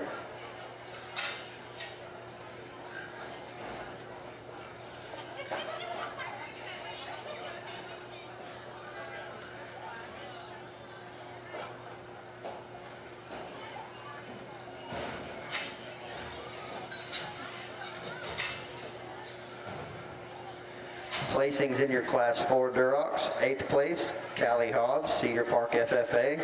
7th place, Brody Byer, Gillespie County 4-H. 6th place, Abby Wolf, Bangs FFA. 5th place, Garrett Sims, Water Valley FFA.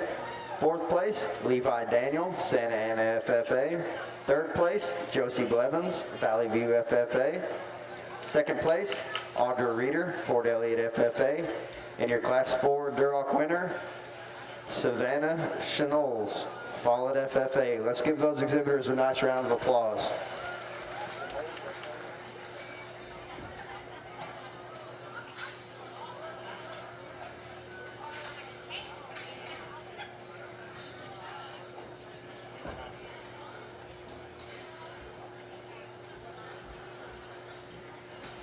You Gilt exhibitors there in the showroom, you can be excused. Ladies and gentlemen, let's give them a nice round of applause.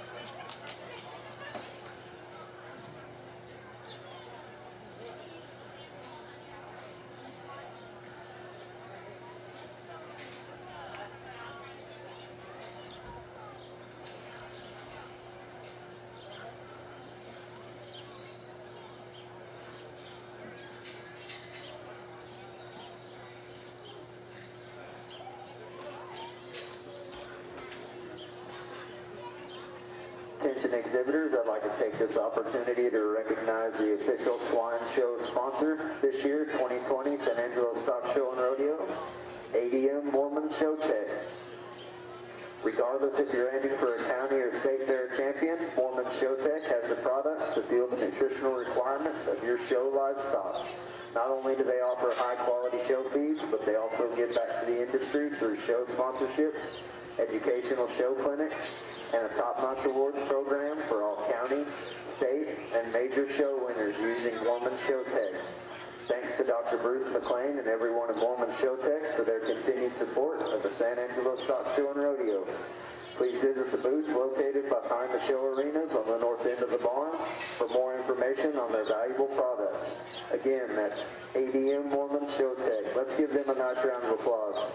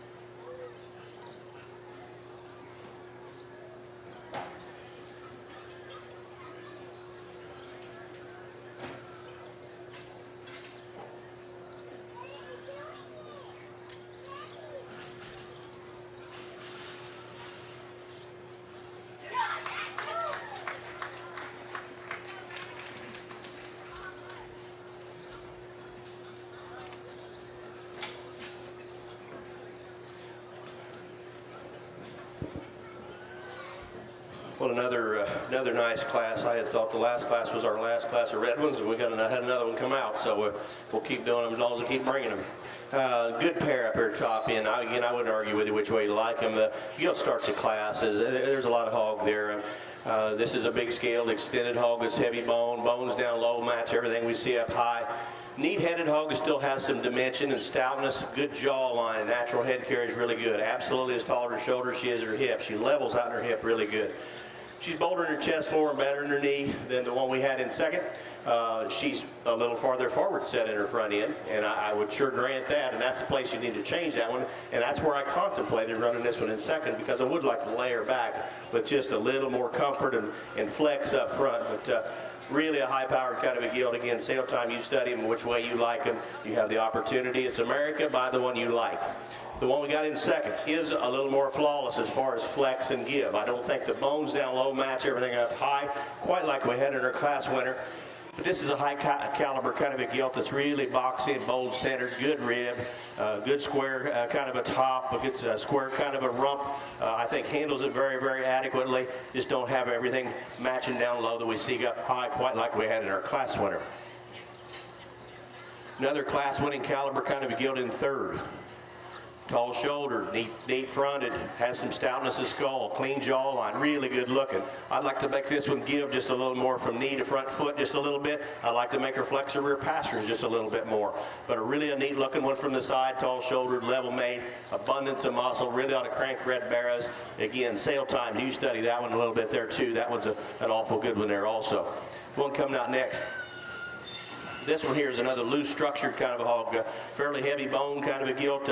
She wants to get up under herself just a little bit more there behind. She gets a little longer in her pastern set. She's a good fronted kind of a hog. It has pliability as center. Neat kind of a hog, offers quite a bit of breeding value. Another good caliber kind of a gilt there. The one we finish up with here wants to paddle out of her back end just a little bit more. She just wants to get up under herself and get her into her hocks and out on her rear feet.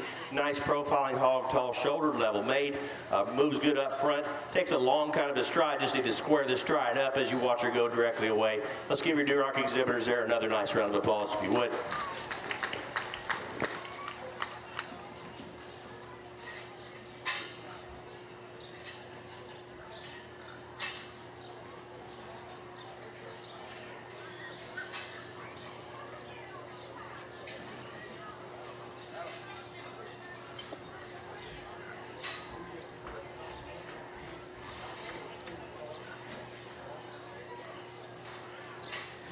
Your Class 1 Duroc winner, Eli Felkman, Wall FFA.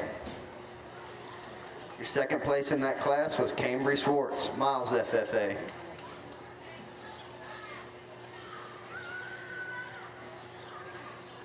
Your Class 2 Duroc winner, Kinley Baird, Chillicothe FFA.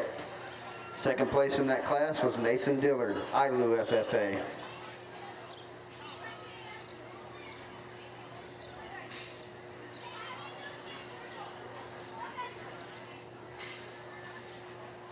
Your Class 3 Duroc winner, Lawson Canales, Randall County 4-H. Second in your third class was also Lawson Canales, Randall County 4-H.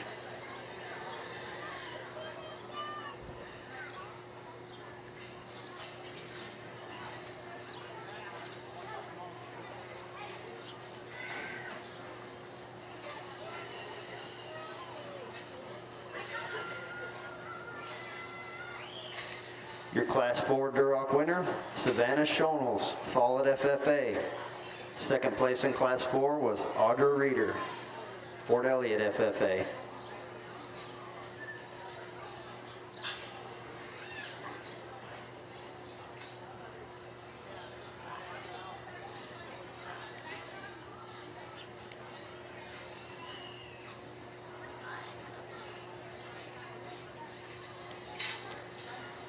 Your Class 5 Duroc winner, Lexi York, Valley View FFA. Second place in Class 5 was Madison Morris, McLennan County 4-H.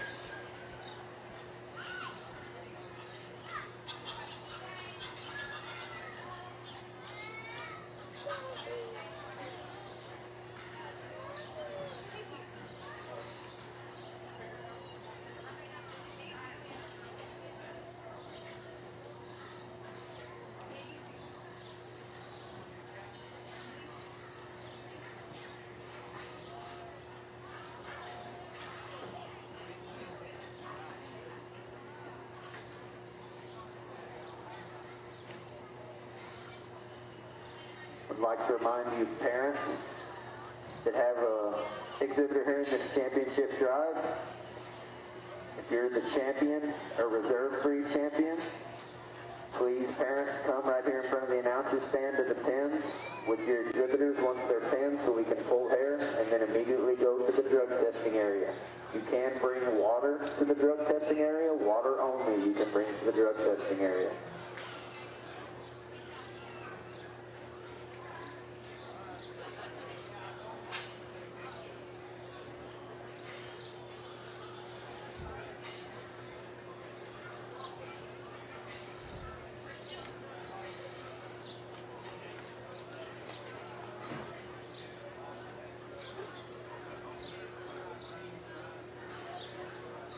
Attention exhibitors, we need your Class 1 Hampshires. Bring them to the holding pen. Class 1 Hampshires. Bring them to the holding pen.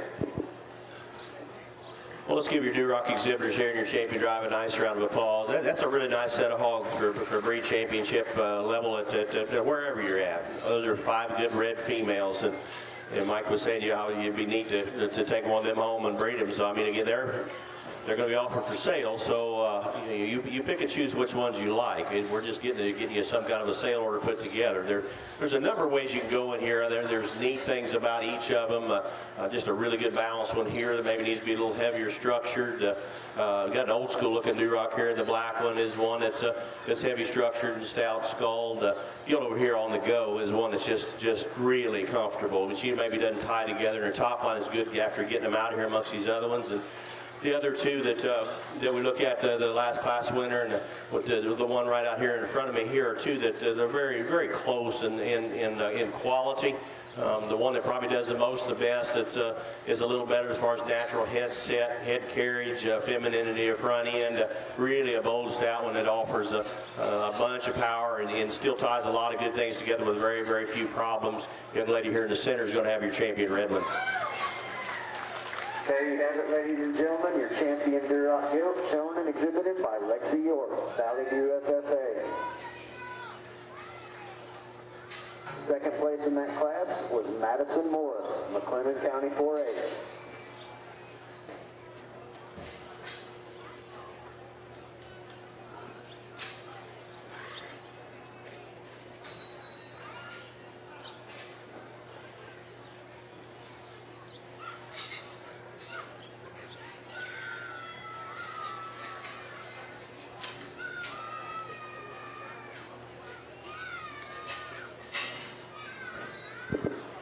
We bring our second place Gilt in. You sure like the design and profile, the pliability she's got. She's maybe not as genuine in her shape as a couple out here, but still another nice kind of a Gilt. The other Gilt we mentioned there in the champion drive out in the center of the ring here is really bold and stout, very three-dimensional, very proportionate. That young man's got the second best red one today.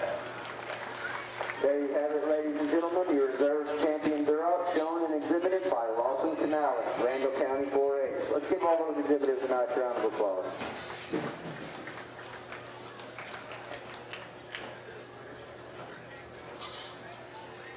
We need your Class 1 Hampshires. Bring them to the holding pen. Class 1 Hampshires. Bring them to the holding pen.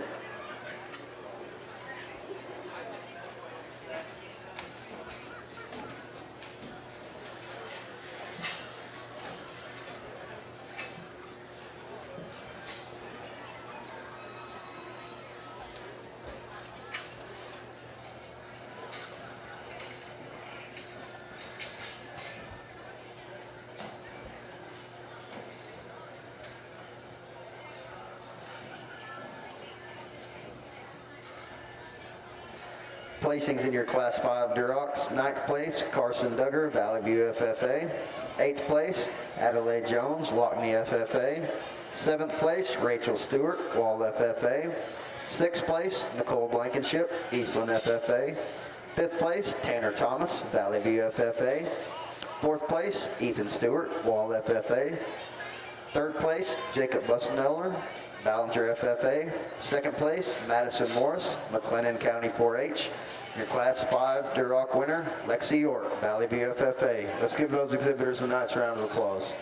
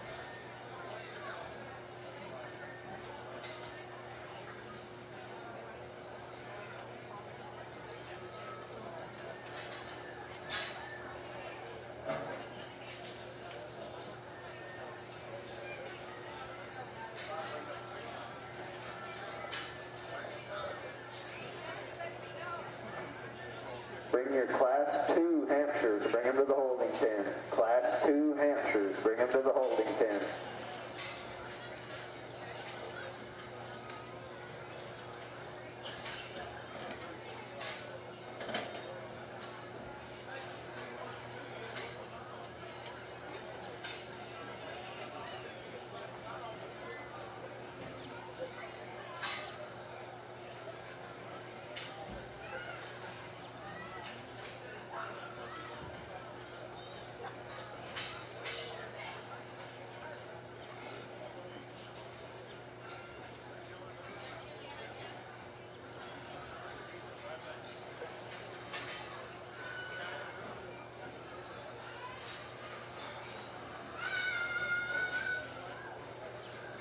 Class number 2, Hampshires, bring them to the holding pen. Class 2, Hampshires, bring them to the holding pen.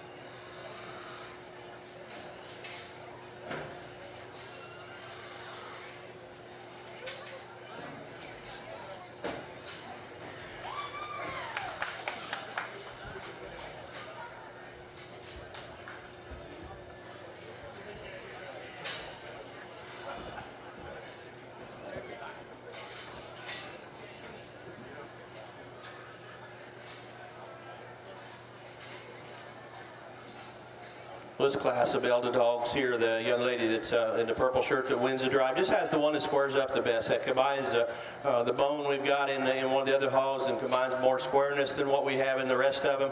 A good hog down its top line, strong behind its blades, level in its hip. A good stout bone kind of a hog that really a heavy structured one that's got some foot size, some pliability, good quality underline, vulval set, all that is good. Not maybe the most genuine in true muscle shape for being the kind of the muscle breed, but still another nice kind of a gilt to lead off the drive. The second place hog is another one that is heavier structured than the ones we've got on down the line. The place this one needs to be changed, going directly away from you. Wants to bow out in their hock just a little bit, set them a little too widely behind as this one goes directly away. but compared to the rest of the competition, still a fairly heavy structured kind of a hog with some real genuine muscle down his top and out through his hip. Just simply got to make that one going better directly away.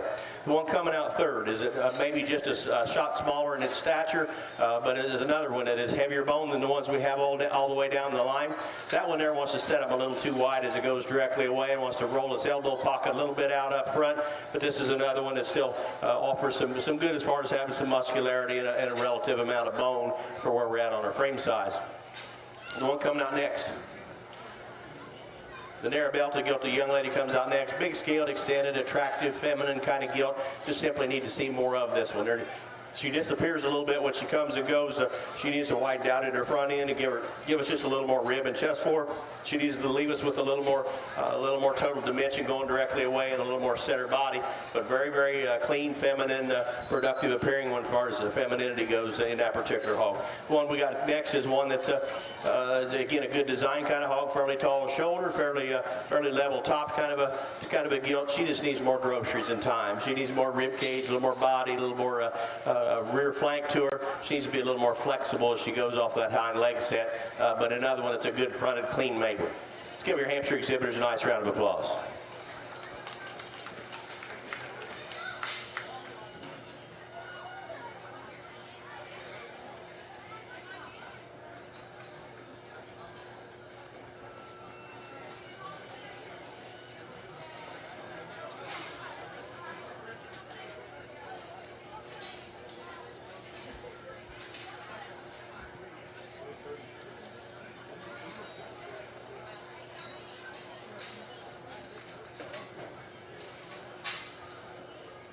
Placings in Class 1 Hampshires. 7th place, Logan Meyer, Center FFA. 6th place, Caden Bingham, Littlefield FFA. 5th place, Landon Stovall, Grape Creek FFA. 4th place, Melanie Dushik, Wall FFA. 3rd place, Andres Suarez, Floyd Ada FFA. 2nd place, Austin Winger, Ford County 4-H. And Class 1 Hampshire winner, Josie Blevins, Valley View FFA.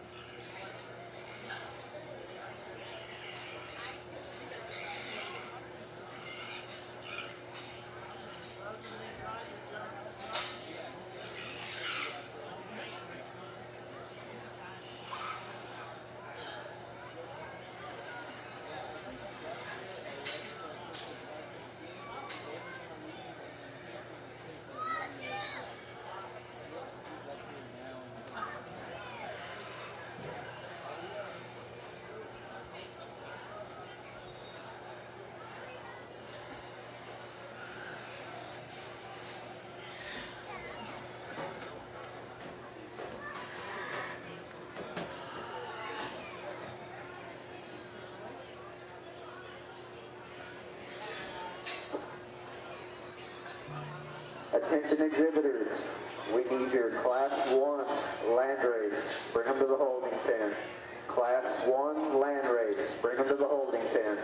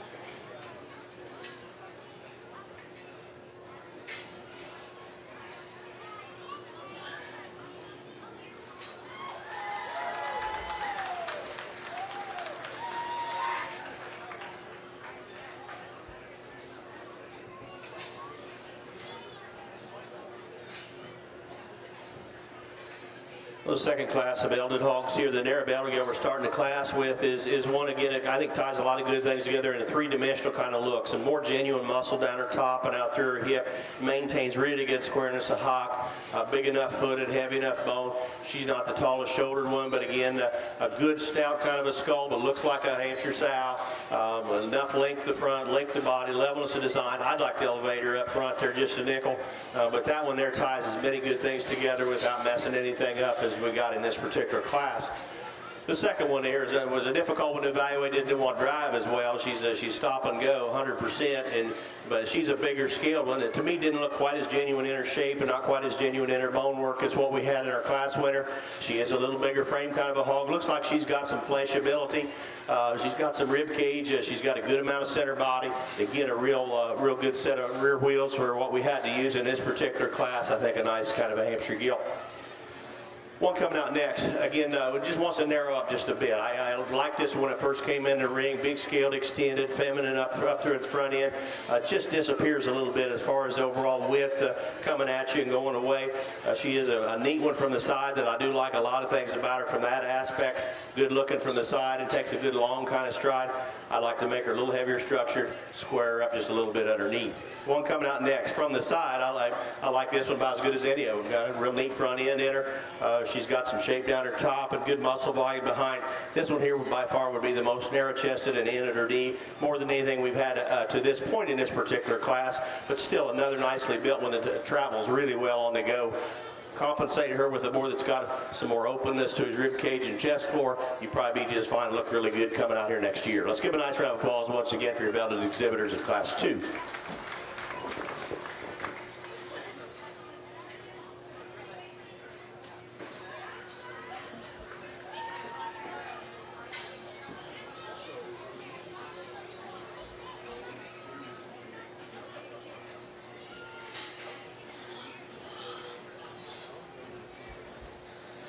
Your Class 1 Hampshire winner was Josie Blevins, Valley View FFA.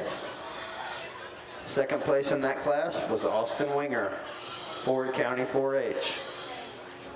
First place in your Class 2 Hampshires, Dylan Hodge, Valley View FFA. Second place in that class was Trip Trimble, Dallam-Hartley County 4-H.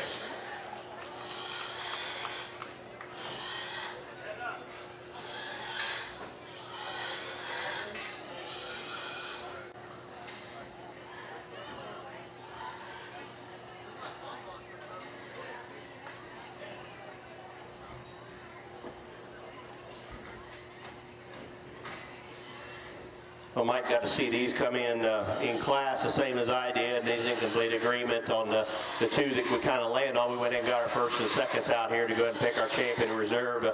The two that have the most of the best, again, the travel really good, length of stride, square up good, natural muscle shape. They got some body, they got some productivity. Everything's kind of put together right as far as their balance and their design. Those two gilts from that last class are going to be your champion, reserve champion, Hampshire Gilts. There you have it, ladies and gentlemen, your champion Hampshire Gilt, shown and exhibited by Dylan Hodge, Valley View FFA. Your reserve champion Hampshire Gilt, Trip Trimble, Allen Hartley County 4-H. Again, you parents of this champion in reserve, please meet your exhibitor right here in the holding pen so that we can pull hair and immediately bring them to the drug testing area.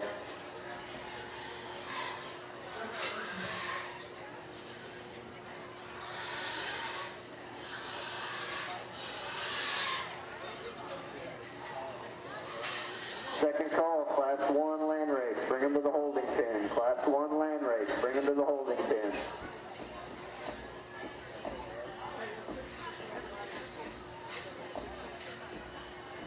I'd like to take this opportunity again to introduce the show buckle sponsors. Your champion Hampshire buckle was donated by All-Star Show Pigs, Sunset, Texas. Your champion Burke buckle, Real Hog Farms, Marion, Texas. Your champion Chester White, Weissoon Brothers Show Pigs, Wall, Texas. Your champion Duroc buckle, Wertner Show Pigs, Ballinger, Texas. Champion Landrace buckle, donated by Sundown Bank, Wall, Texas. Champion Golden China buckle, Bonky and Klein, Bernie, Texas. Champion Spot buckle, donated by LC Genetics, Canyon, Texas. Champion York buckle, donated by Fishbacher Show Pigs, Wilderness, Texas. Champion Lightweight Crossbred buckle, donated by Pam and David Kempen, San Angelo, Texas. Champion Middleweight Crossbred, donated by Cody and Shanna Pugh, Ackerley, Texas. Your champion Heavyweight Crossbred buckle, donated by Allercamp Farms, Comfort, Texas. And your Supreme Champion Gilt of the Show, donated by Windner Show Pigs, Comfort, Texas. And your Reserve 3 Supreme Champion of the Show buckle, donated by ADM Mormons, Quincy, Illinois. Let's give those buckle sponsors a nice round of applause.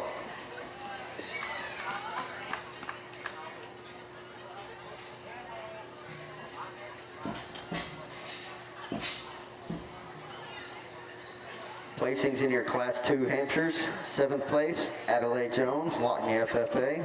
6th place, Madison Morrill, Callisburg FFA. 5th place, Michelle Guerrero, Lockney FFA. 4th place, Devin Wishon, Prosper FFA. 3rd place, William Robertson, Callisburg FFA. 2nd place in reserve breed champion Hamp, Trip Trimble, Dallam Hartley County 4-H. And your Class 2 Hampshire winner and also champion Hampshire, Dylan Hodge, Valley View FFA. Let's give those exhibitors a nice round of applause.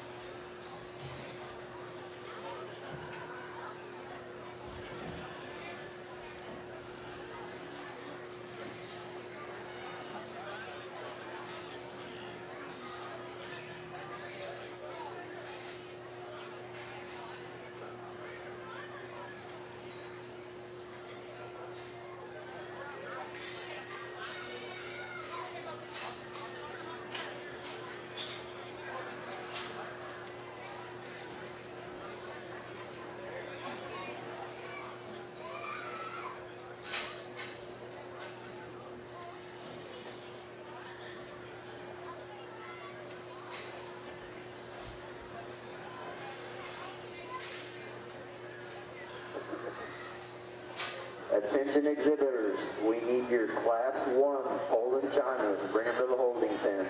Class number 1 Poland Chinas. Bring them to the holding pen.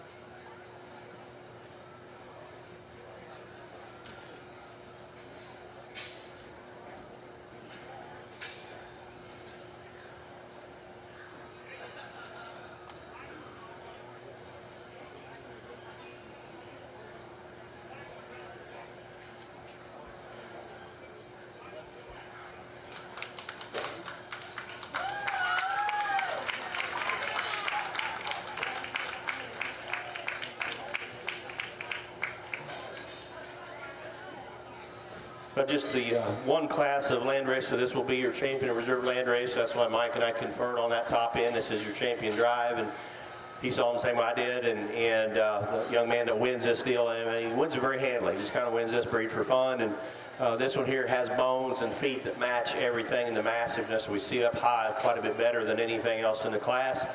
It still has a really good motor, really good as far as taking a length of stride up front, extra good rib, really good body, awesome underline, the right amount of body and feel and pliability. It still has lots of muscle, big, clean, crisp top, lots of muscle volume behind, and handles it extremely well. Reaches really good behind, right kind of pasterns, nice kind of a landrace skill to lead off that drive. The young lady down the other end logically kind of has to follow right in behind. That's the other one that can really get out and go and travel. This one has extra good length of stride off of both ends. We don't see quite the correctness of structure as far as heaviness of bone as what we had in the hog that led the drive. We'd like to stouten this one's cannons on both ends and clean the hocks up a little bit. Again, not any blown hock situation, but just a little more mature kind of a hock that needs to be just loosened up in its makeup and made a little later in its overall maturity. But a nice hog in its body and rib and muscle volume and travels really well. Just need to stouten everything down low. You go coming out next. Another one kind of next best as far as one that balances up pretty good, fairly tall shouldered in respect to where the rest of the hog is. Levelness of hip is really good. This one doesn't motor quite as good behind and wants to break down in her ham-loin junction just a little bit and wants to have a divot working right there. Doesn't square up in her hock quite as good as our top two in this particular drive, but logically kind of had to follow in because of that overall profile and design and balance as you watch her from the side. The one we got coming out next, kind of a stout one. It still has some width the top and some width the shoulder blade, a heavy bone kind of a gilt. It gets a little softer in her pastures, down on her dew claws, a little bit more out of her front end. We'd like to elevate her front end. That kind of runs hand in hand a lot of times. If they get down on their feet, and have some cushion to their shoulder, they want to get a little lower set in their front end. But compared to the rest of the competition, it's still one that had pretty good kind of balance, really good top shape, squareness her up working in this one. Just like to fix her on those front feet and elevate her just a bit. Give a nice round of applause once again for your breed competition for landrace.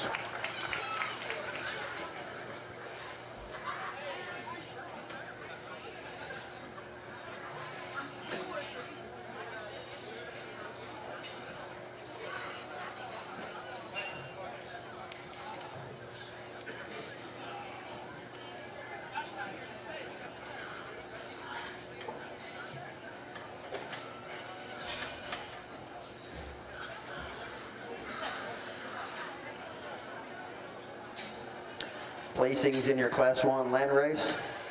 9th place, Caitlin Harvey, Callisburg FFA. 8th place, Landon Mitchell, Midland Lee FFA. 7th place, Xander Snyder, Silverton FFA. 6th place, Peyton Van Beek, Dalhart FFA. 5th place, Taylor Tidwell, Moore County 4-H. 4th place, Miller Beam, Bartlett FFA. 3rd place, Kendra Fullen, Eastland FFA. 2nd place in reserve champion land race, Annalise Jones, Lockney FFA. Your Class 1 land race winner and breed champion, Connor Heffernan, Georgetown FFA. Let's give those exhibitors a nice round of applause.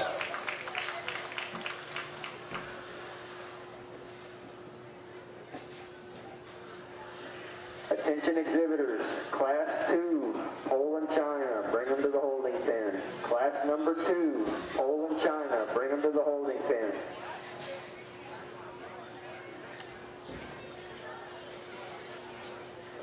Would also like to make the announcement that there are some vehicles parked right here on the west side of the barn against the fence. That is a no parking area.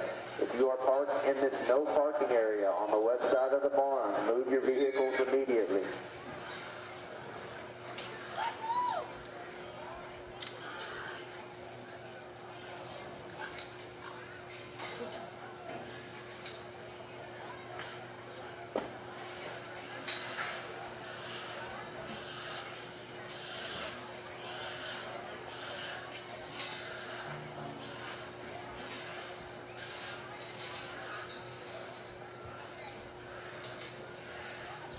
Class number 2, Poland, China, bring your gilts to the holding pen. Class 2, Poland, China, bring your gilts to the holding pen.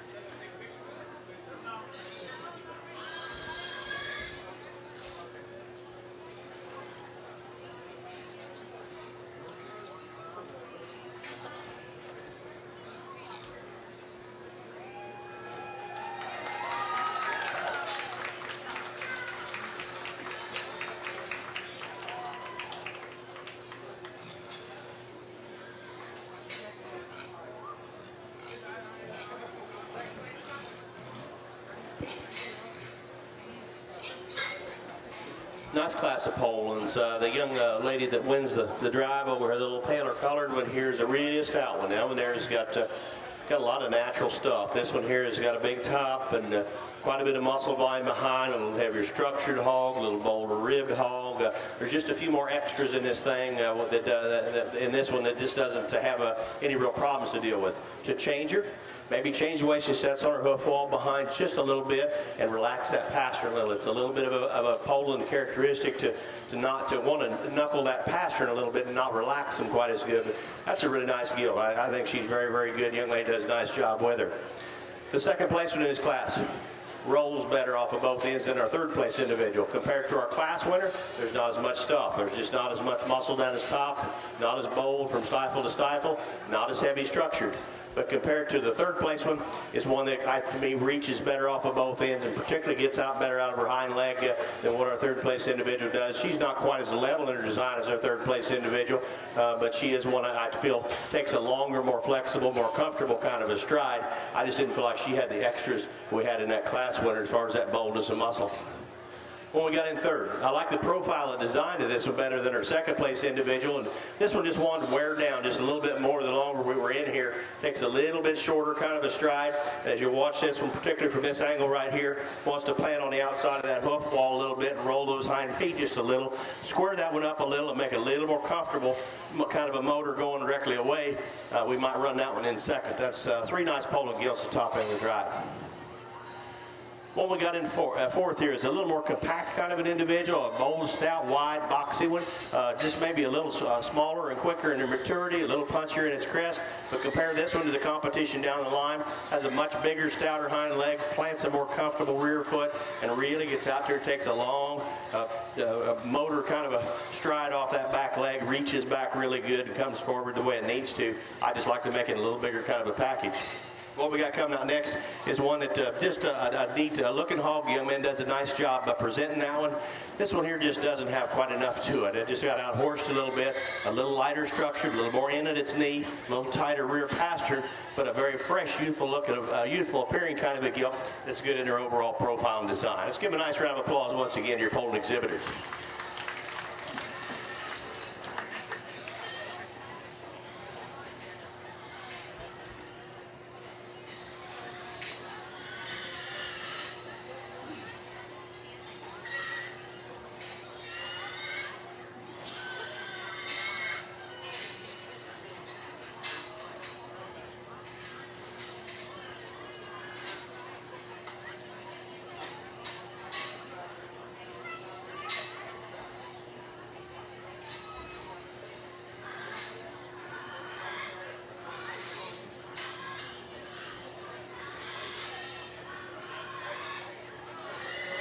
Placings in your Class 1, Poland, China.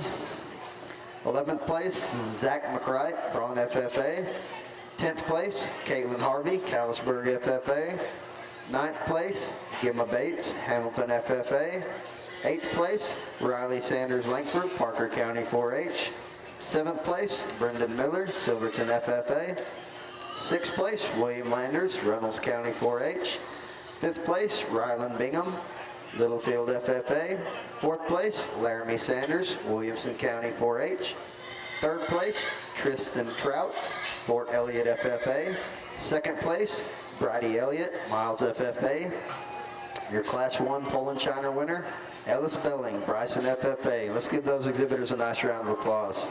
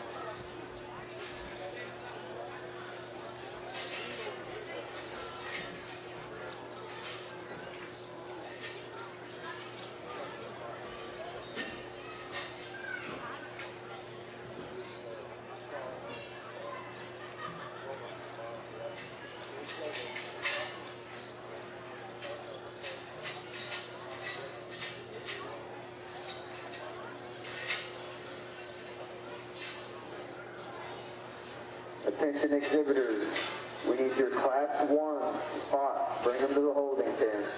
Class 1 spots. Bring them to the holding pen.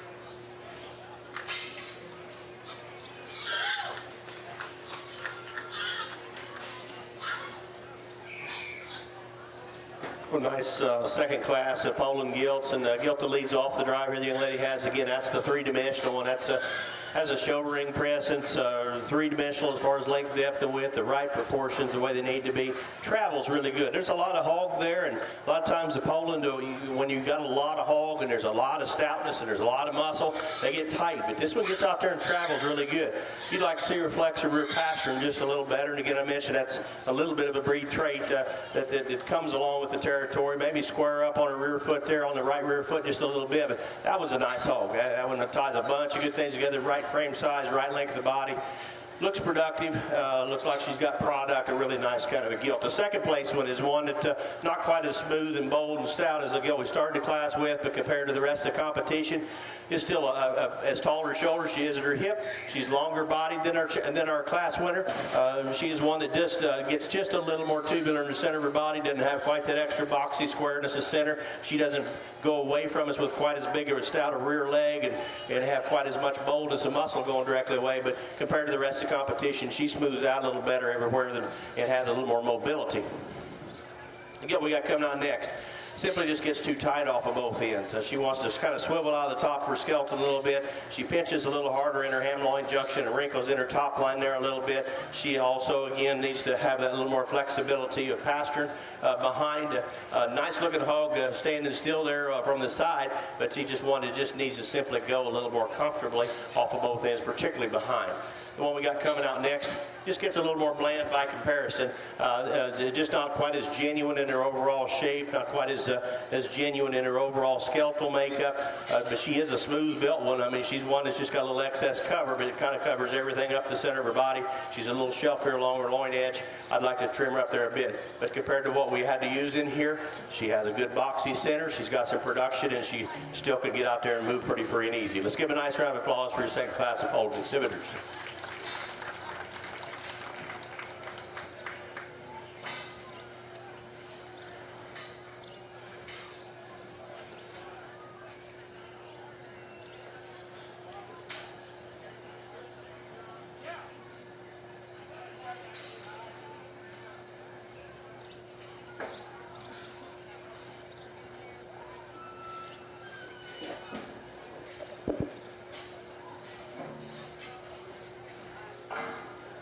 Your Class 1 Poland China winner, Ellis Belling, Bryson FFA. Second place in that class was Brady Elliott, Miles FFA.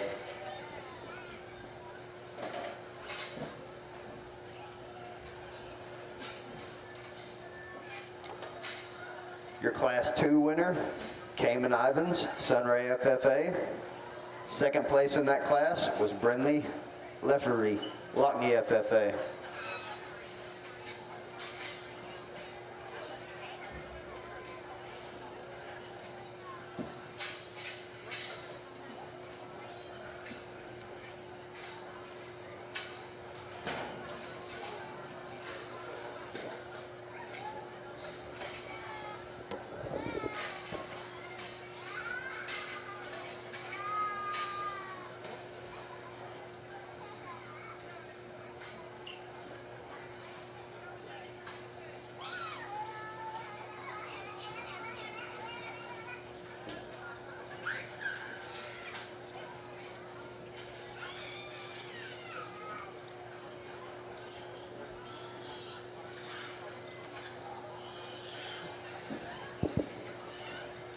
Well, let's give your Poland exhibitors a nice round of applause for their heat of competition out here.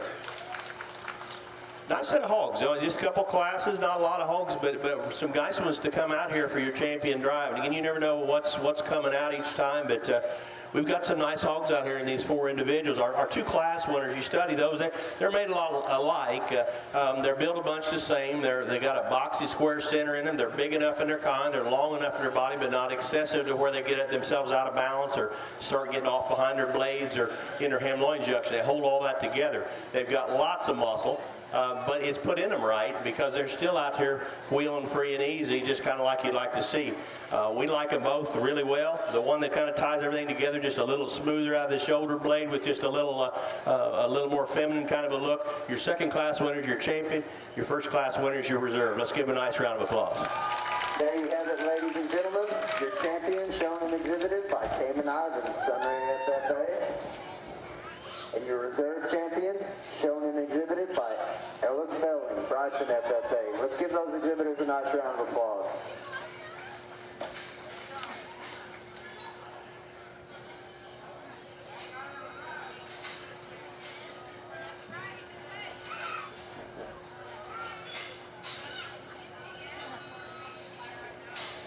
Again, parents, if you have that champion or reserve champion Poland China there, please meet your exhibitor right there in the holding pen so that we can pull hair and then bring them straight to the drug testing area.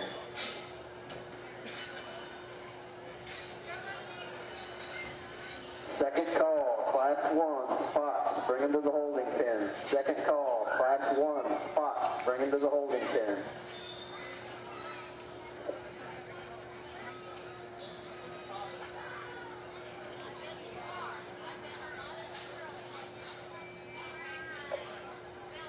Placings in your Class 2, Poland China. 10th place, Xavier Bernal, Lockney FFA. 9th place, Ethan Blanton, Moore County 4-H. 8th place, Beverly Whitaker, Valley FFA. 7th place, Aubrey Ayers, Idalou FFA. 6th place, Daniel Vigil, Westbrook FFA. 5th place, Dylan Hodge, Valley View FFA.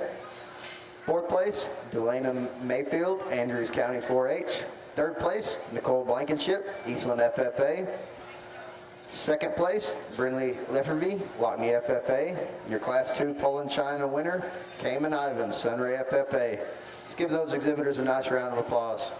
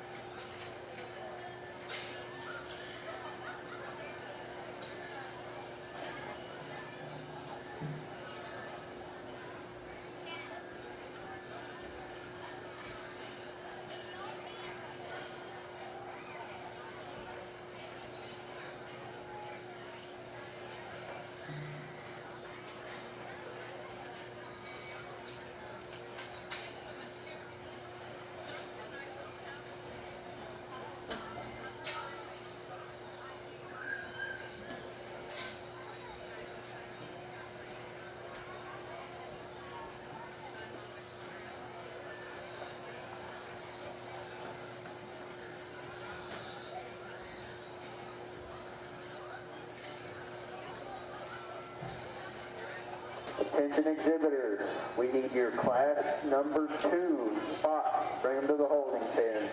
Class 2 spots. Bring them to the holding pen.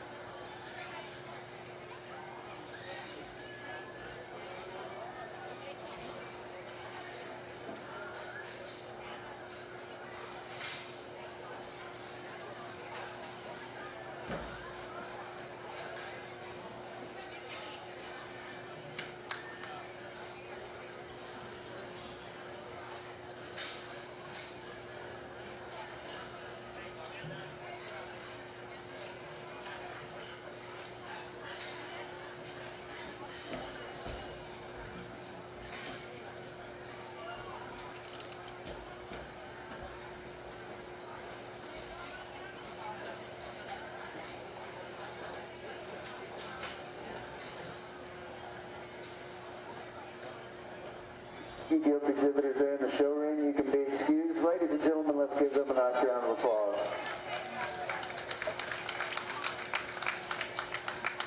Second call for class 2 spots. Bring them to the holding pen. Second call, class 2 spots. Bring them to the holding pen.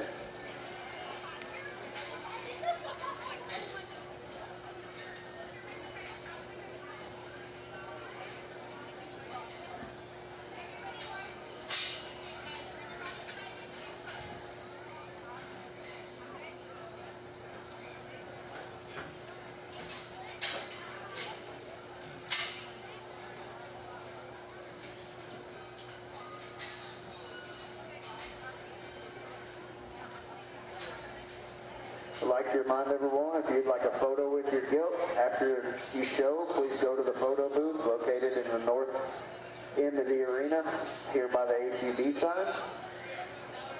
Following the conclusion of today's show, a list will be posted of Gilts that will be in the sale. These Gilts must remain in the barn, and the exhibitor or an exhibitor representative must be present tomorrow evening to move the Gilts to the sale lot pens and for the sale photos. Again, following the conclusion of today's show, a list will be posted of Gilts that will be in the sale. These Gilts must remain in the barn, and the exhibitor or exhibitor representative must be present tomorrow evening to move the Gilts to the sale lot pens and for the sale photos.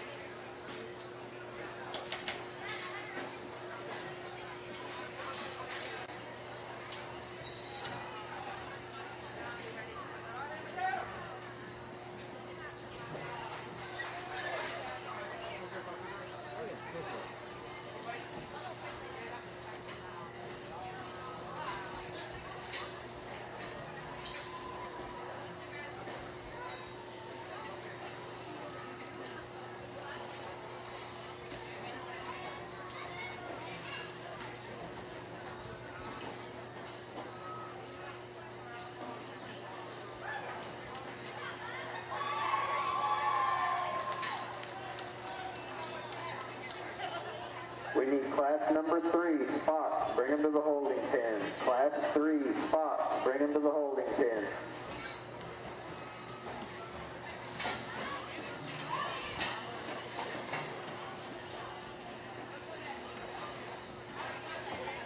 Well, nice class of spots. I got to the top and just shook the young man's hand. He looked at me like he wasn't too sure what was. I said, "You're first. Is that okay?" And he said, "Yeah, it's all right."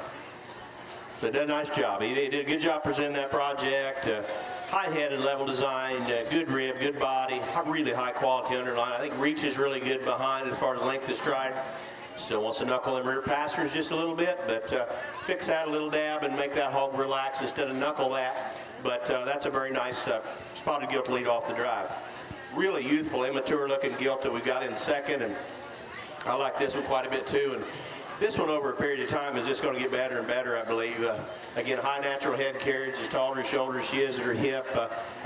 Balances really well as far as the right proportions, tying everything together. Didn't feel like this one was maybe quite as heavy structured, but she's a little different stage of maturity as far as where she's at on growth and all that. But good hip in this one. We got a lot of muscle volume and handles it, I think, very adequately well. Maybe wants to push the edges just a little bit behind, but still has good integrity of hock and squares up really good from that aspect.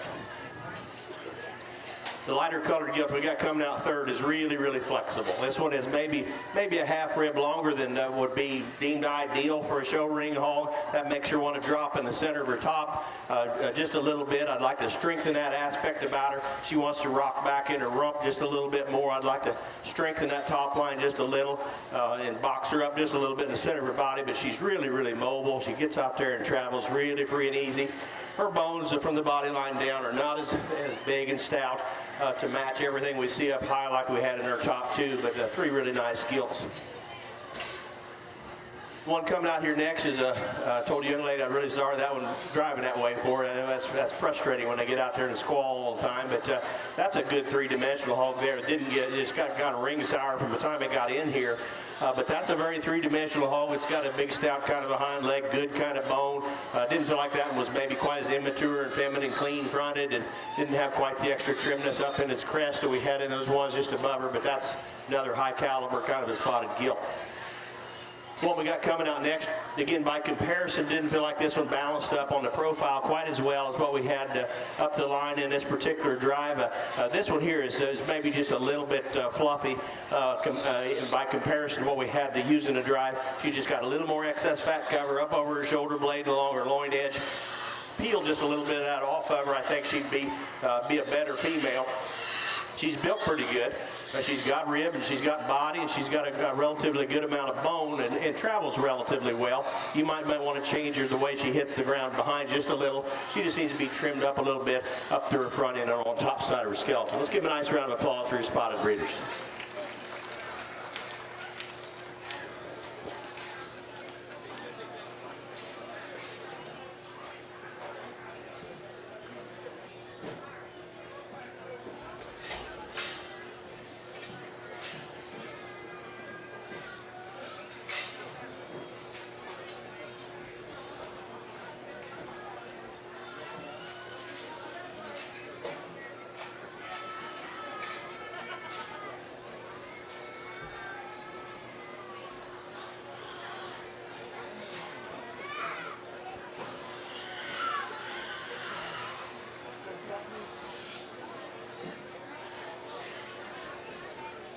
Placings in your Class 1 spots. 9th place, Gracie Wheeler, River Road FFA. 8th place, Jacob Anzoldo, Archer County 4-H. 7th place, Adelaide Jones, Lockney FFA. 6th place, Mallory Kern, Colorado FFA. 5th place, Weston Chandler, Iredell FFA. 4th place, Dahlia Sadler, Eastland FFA. 3rd place, Tucker Meyer, Center FFA. 2nd place, Sierra Lackey, Kerr County 4-H. Your Class 1 spot winner, Ethan Anzaldo, Archer County 4-H. Let's give those exhibitors a nice round of applause.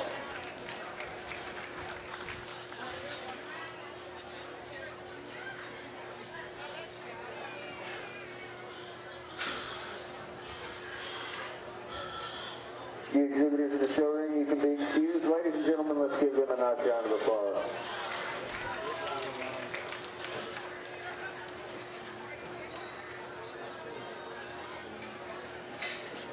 Second call for Class 3 spots. Bring them to the holding pen. Second call, Class 3 spots. Bring them to the holding pen.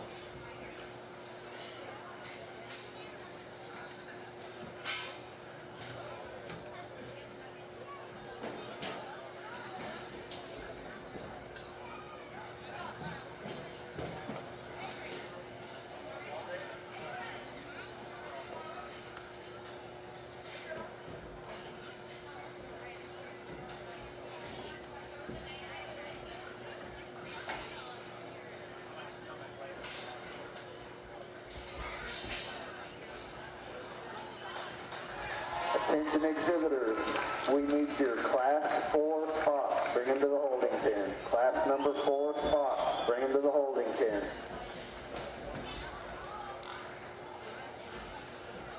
Another nice class of spots. Young man's gilt out here in the center of the ring. Again, ties a lot of good things together. Very heavy structured hog, has some length of front.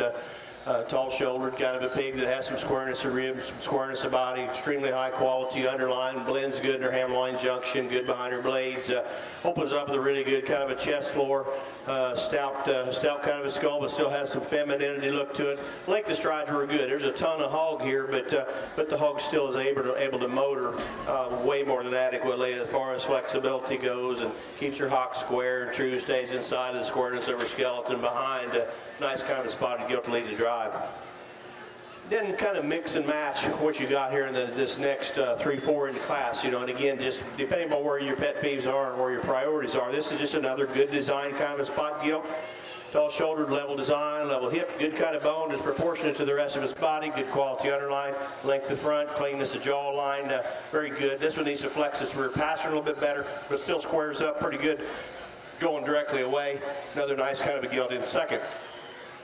The one coming out next. This one here gets just a little easier in her top line versus some we had above it, and she wants to roll just a little bit out of her front end. Yeah, gets outside in her elbow pocket just a little bit more than maybe what you would deem ideal. But I like her profile and design pretty well. She's very level. She's very level in her hip. She doesn't square up quite as good going directly away from us as what we had up above her in the drive, but still another very, very nice kind of a spotted female. One coming out next is one that I initially, it was kind of our transition hog we left out there. I didn't pin right off the bat, and this one grew on me the longer it was out there. I like the chest floor and the freshness. This hog's better at the top of his blade, and squareness of rib cage and squareness of top and squareness of body than some of them we got just below it in the class. Didn't feel like it was quite as strong on his front pastures, maybe not quite as heavy structured as a couple above her, but still very nice. This one here hit me good initially, but the longer you kind of study this one, after you get past the profile, because this is a really good profile and get an extra good breeding piece to take a look at sale time. This one has got a really big hind leg, got a big stout kind of a forearm working up front. I love the profile of this hog. As you watch this one go directly away from him, wants to get a little more pinched and A-framed at the top for shoulder blades, gets a little more washed out and bland down his top. Doesn't have quite that extra crispness of loin edge, but you give that one just a shot more stuff down his top, that one would get in the way of a lot of them. One coming out next here, another good design one. Again, mix and match these the way you like. Beautiful from the profile, tall shouldered, the right kind of center body, level design, level hip, reaches good behind. Not quite as heavy structured. Maybe wants to get out a little farther in its stifle and hock set just a bit, but another nice high caliber kind of a spotted female. Let's give them a nice round of applause for an excellent class.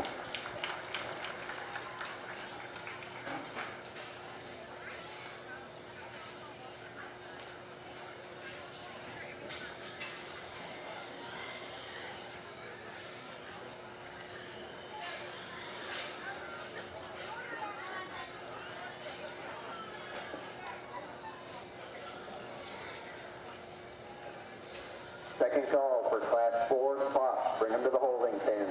Second call, class 4 spots. Bring them to the holding pen.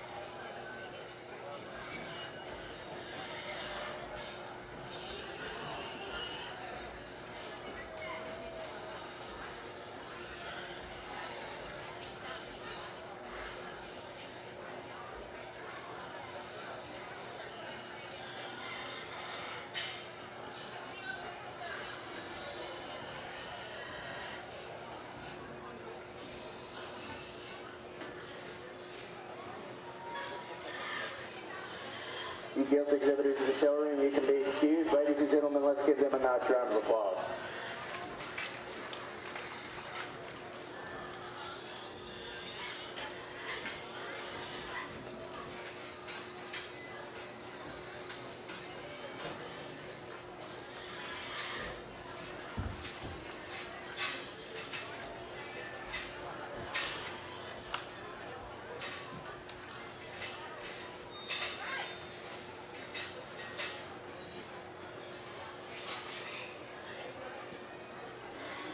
placings in Class 2 spots.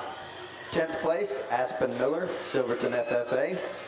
9th place, Brianna Keese, Wichita Falls FFA. 8th place, Haley West, Pampa FFA. 7th place, Eli Felkman, Wall FFA. 6th place, Dakota Garner, Great Creek FFA. 5th place, Kylie Lynn, Silverton FFA. 4th place, Sierra Lackey, Kerr County 4-H. 3rd place, Brooklyn Smith, Callisburg FFA.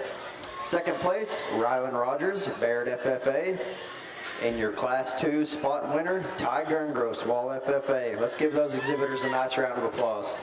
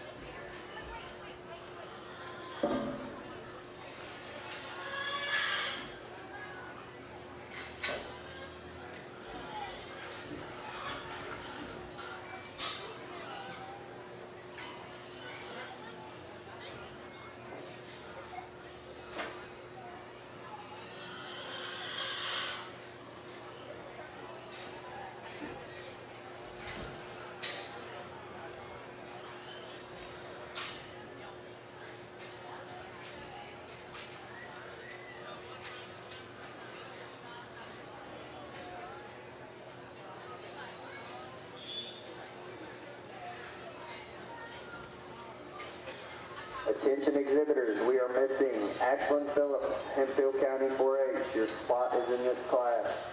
Bring it to the holding pen. Ashlyn Phillips, Hemphill County 4-H, Class 4 spot.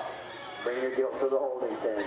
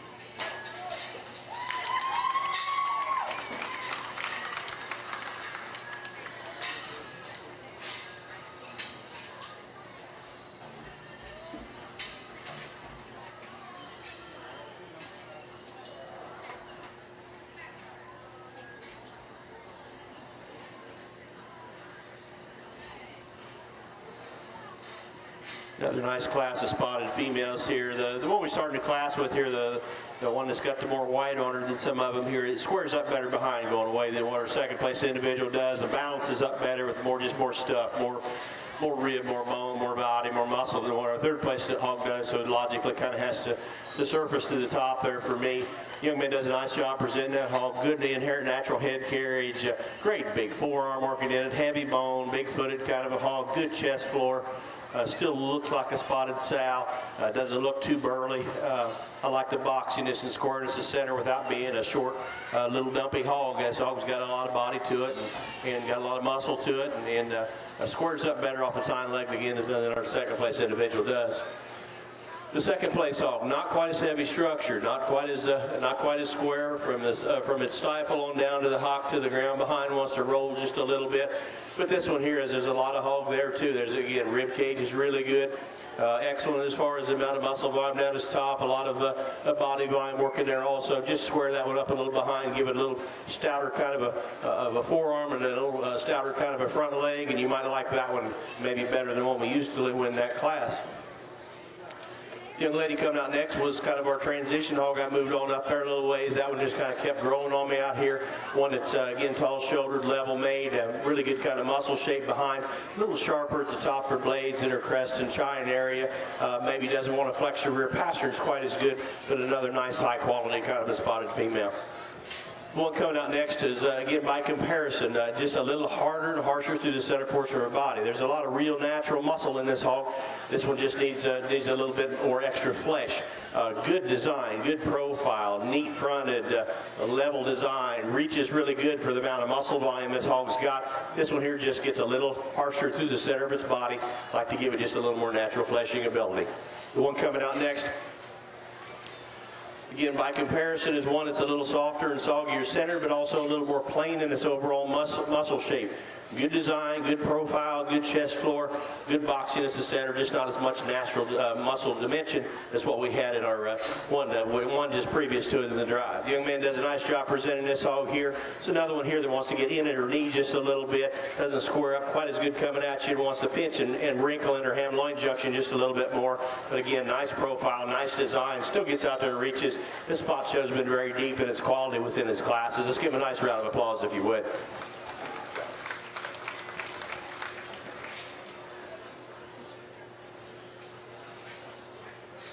Attention exhibitors, we need your first and second place winners from Class 1 spots and your first and second place winner from Class 2 spots. Bring them to the holding pen. First and second place winner, Class 1 spots. Bring them to the holding pen. First and second place winner, Class 2 spots. Bring them to the holding pen.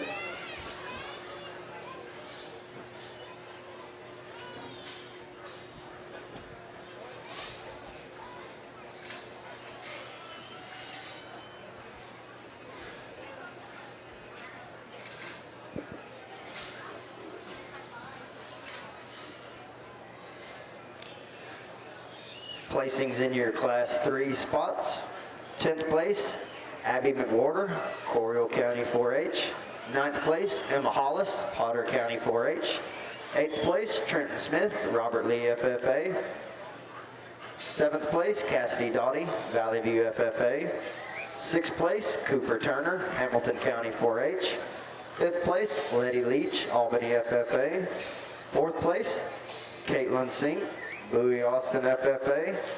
3rd place, Addie Guest, Moore County 4-H. 2nd place, Trent Helms, Ballinger FFA. Your Class 3 spot winner, Ryland Bingham, Littlefield FFA. Let's give those exhibitors a nice round of applause.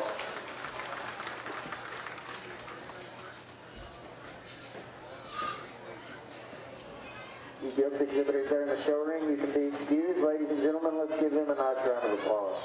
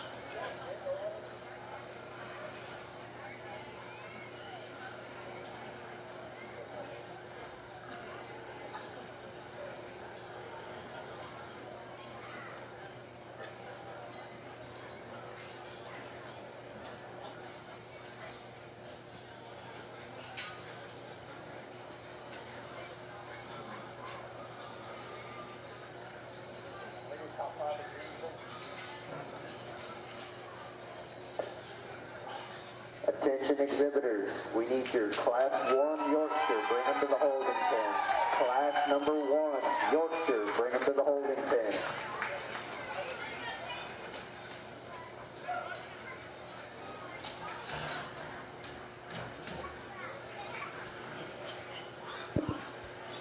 This is one of the more difficult classes to align. There's not that one that just comes to the forefront and just says that one's got to lead the pack. I mean, there's mixed differences. I told Micah there when I was starting to pin him, I said, this is a mixed bag of tricks, and this one is. There's just not that one, the definitive one to go. The one I like the build of without any real major problems is the lighter colored gilt the young lady has over here.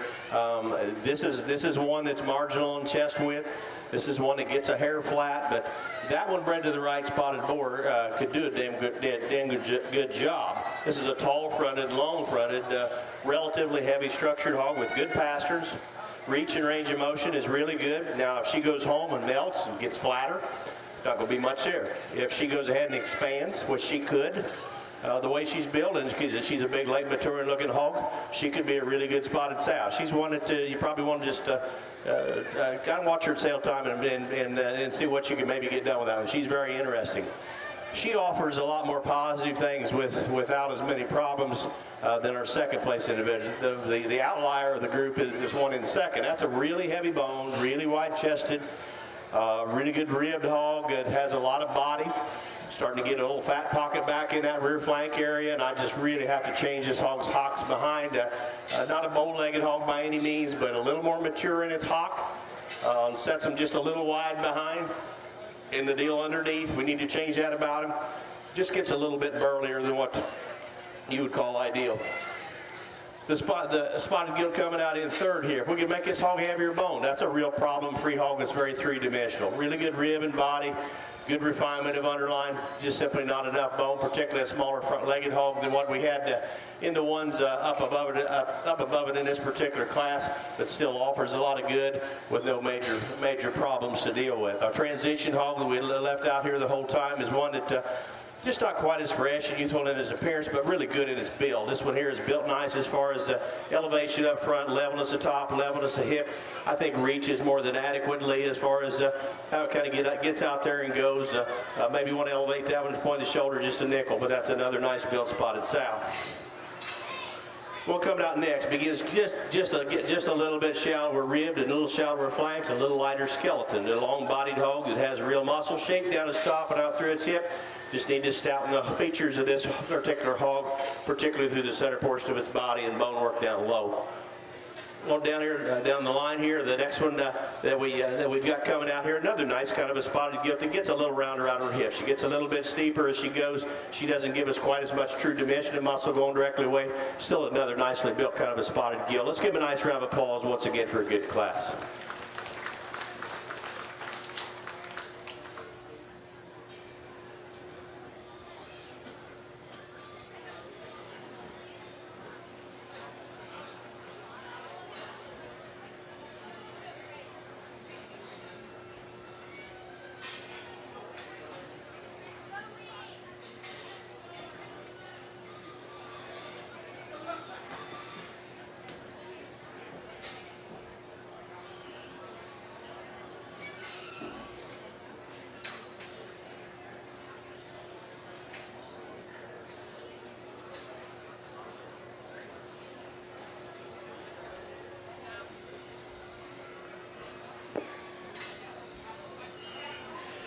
Your Class 1 spot winner, Ethan Enzolda, Archer County 4-H. Second place in that class was Sierra Lackey, Kerr County 4-H. Your Class 2 winner, Ty Gerngross, Swall FFA. Second place in that class, Rylan Rogers, Baird FFA.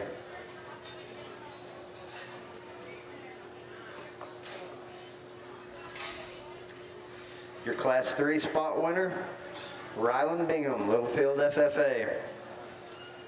Second place in that class was Trent Helms, Ballinger FFA.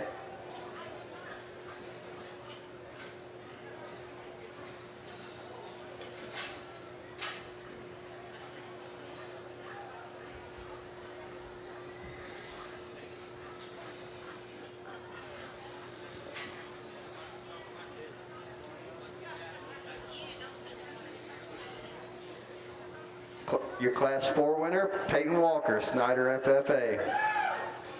Second place in that class was Braxton Buckner, New Home FFA.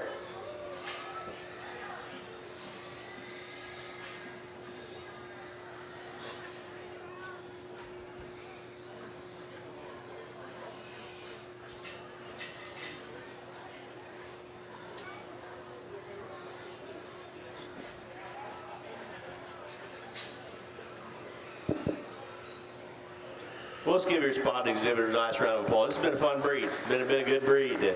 4 classes of spots. I mean, I know you raise a lot of them down here. A lot of the shows up home aren't as many when you bring the spots out. But the quality's been very good. A couple of those classes were really deep and could be debated how to do that second to fifth, sixth in there a lot. I mean, they were just good quality.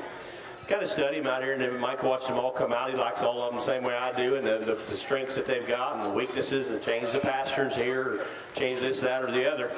The one that you kind of daylights them in this particular class is one that there's a lot of three-dimensional, really good as far as tying all those things together and heading you in their positive direction with no real problems. Young man over here at the blue shirt on has your spotted champion. There you have it, ladies and gentlemen. Your champion spot shown and exhibited by Ty Gurngross, Wall FFA. Second place in that class was Rylan Rogers, Baird FFA.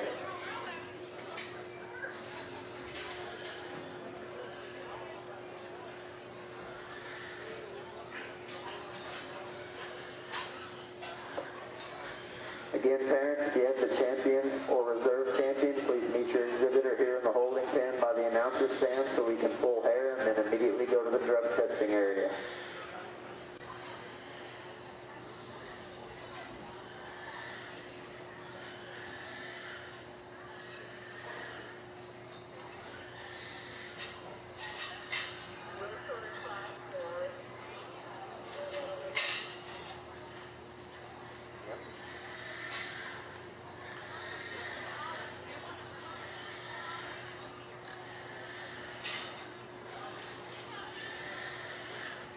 Well, as we bring our second place one in, it becomes quite a bit more debatable. I mean, quite a bit closer decision, and you kind of study the 3 class winners to see the things that they have to offer, and maybe need to flex pasterns a little better behind her a little bit, and level them out in their hip a little. Gilt over there is beautiful profile design and rolls really good, but it needs to open up better coming at you. The second place gilt that comes out in another class has really good length of front, elevation up front, levelness of design, really good, levelness of hip, and adequate amount of flex. And that hog's got a great big hind leg for all the bigger that one is. That's your second best winner today. Let's give him a nice round of applause. There you have it, ladies and gentlemen, your reserve champion spot shown and exhibited by Rylan Rogers, Baird FFA. Let's give those exhibitors a nice round of applause.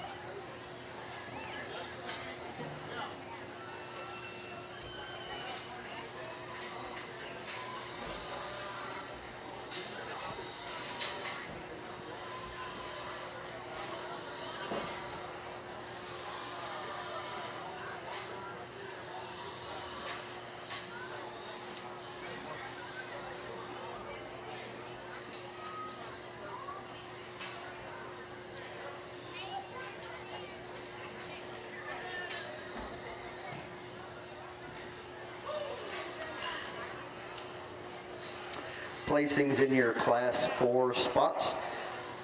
10th place, Nano Turner, Sterling City FFA. 9th place, Brayley Hood, Robert Lee FFA. 8th place, Avery Salas, Rawls FFA. 7th place, Cadence Bates, Hamilton FFA. 6th place, Emma Jones, Moore County 4-H. 5th place, Rachel Clark, Hamilton FFA. 4th place, David Vigil, Westbrook FFA. 3rd place, Cash Wheeler, Hansford County 4-H. 2nd place, Braxton Buckner, New Home FFA. Your Class 4 spot winner was Peyton Walker, Snyder FFA. Let's give those exhibitors a nice round of applause.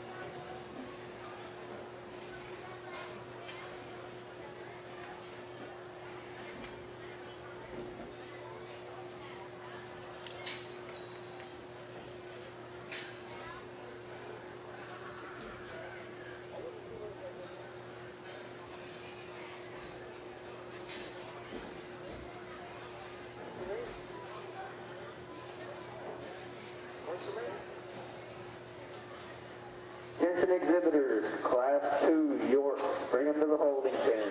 Class 2, York, bring them to the holding pen.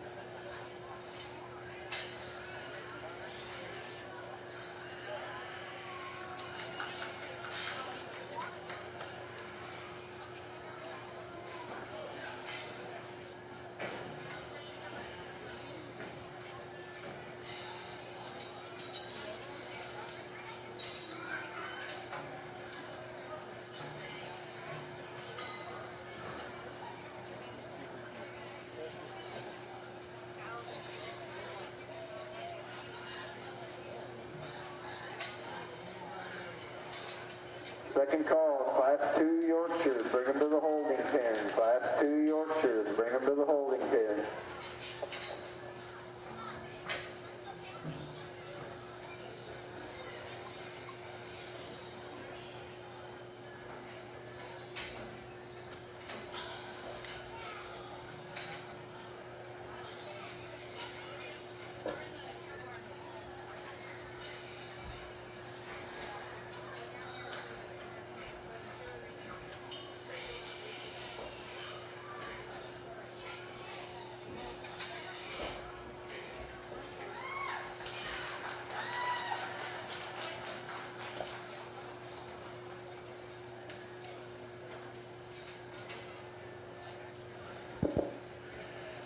Nice class of Yorkshire hogs. The two, the kind of this modern, middle-of-the-road kind of hogs are the pair I've got here to lead off the drive, and I had contemplated having those two switched there for quite a little while, but this one we start the class with is just a little bolder in its upper forerib and a little bolder through the boxier through the center portion of its body with a little more stuff behind, and as far as being a bigger, bolder, thicker kind of a rump, and handles it very well.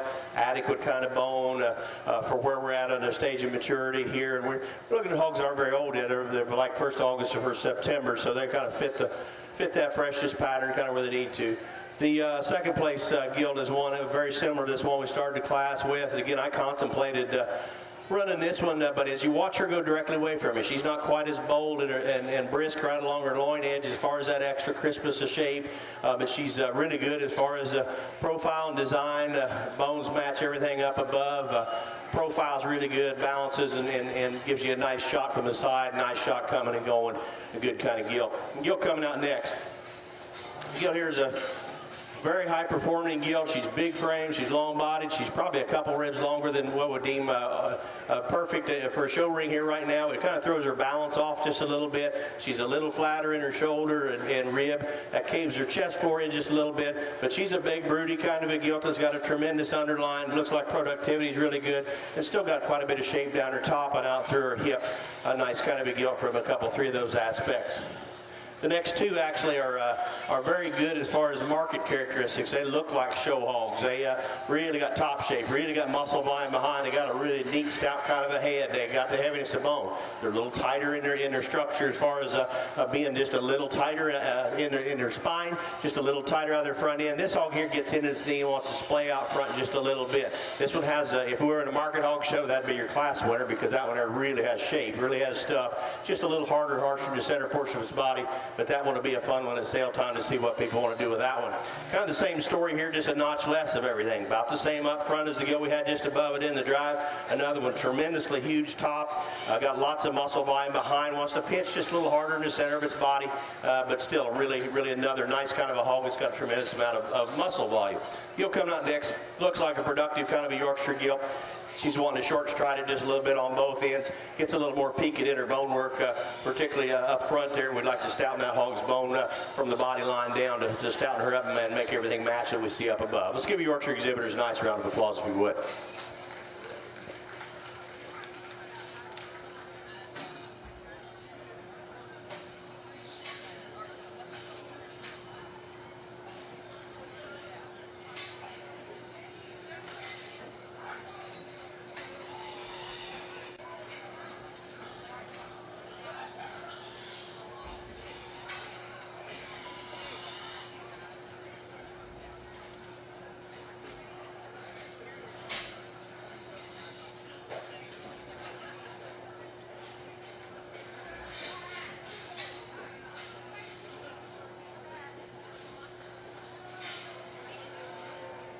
Attention exhibitors, in your Class 2 York, we are missing Charlie Forbacher, Erath County 4H. Bring your gilt to the holding pen. Charlie Forbacher, Erath County 4H, Class 2 York. Bring your gilt to the holding pen.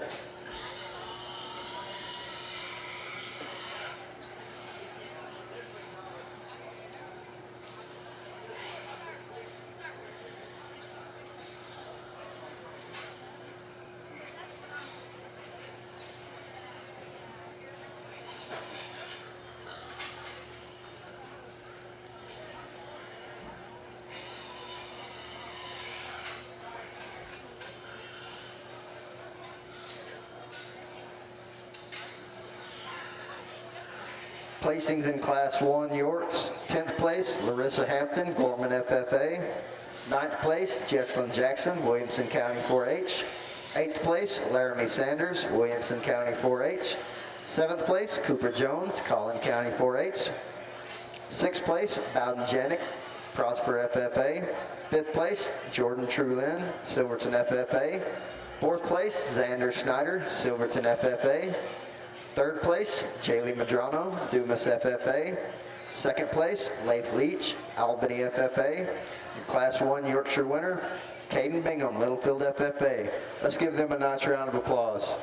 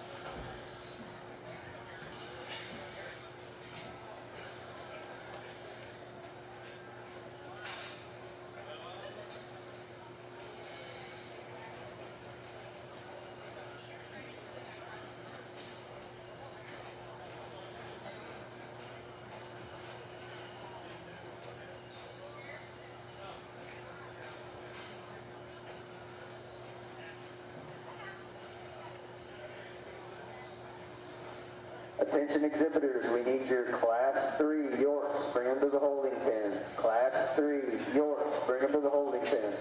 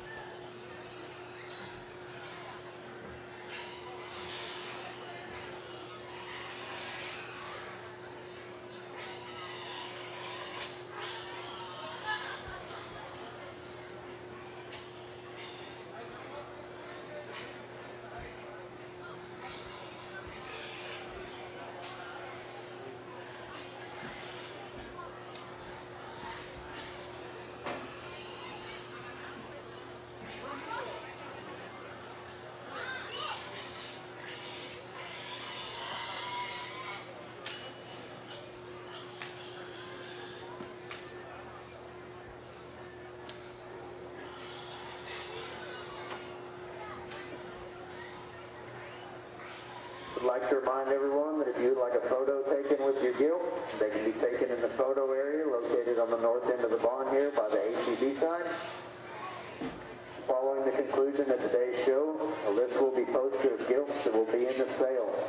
These gilts must remain in the barn, and the exhibitor or a representative for the exhibitor must be present tomorrow evening to move these gilts to the sale lot pens and for the sale photos.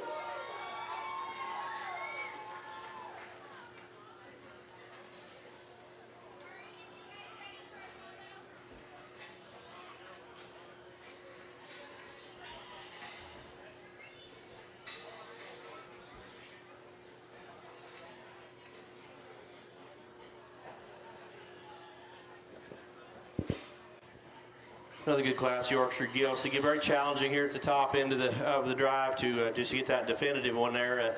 Young lady in the pink top that wins this drive has a good balance, good design hog. Travels pretty good. Takes I think a very square kind of a step off of both ends. Got a great big forearm, a good sized set of bones, a big-footed kind of a hog that's still strong enough in its pastures. Has a feminine, stout kind of a skull, a good kind of a chest floor and rib cage working in it, levelness of design, blend, hand line junction, good quality. Just a nice Yorkshire gilt. The one we got in second is a real fresh, youthful appearing kind of a gilt with a good quality underline. Not quite as heavy structured, but again, we're maybe a shot different size here to be looking at, but good feminine, stout kind of a front end. Top shape, muscle volume behind, very good. Maybe doesn't square up off her hind legs and level out in her top line quite like our class winner did, but another nice kind of a gilt nonetheless. The one coming out next. This one here is a neat looking one. It's a neat breeding piece, but she gets just a little bit coarser up to her front end. Just a little coarser shoulder blade and wants to roll outside in her elbow pocket there just a little bit. I'd like to lay her back from shoulder to knee up front, make her just a little more youthful and mature up there in her crest and chine area. That hog's got some neat things that could really build a pretty good market hog for another year to bring back out into this ring. One we got coming out next was kind of our transition hog that was running right here. We didn't actually pin. This one here doesn't square up as good in its knee and at the ground. Coming at you as what the ones above it did in the drive.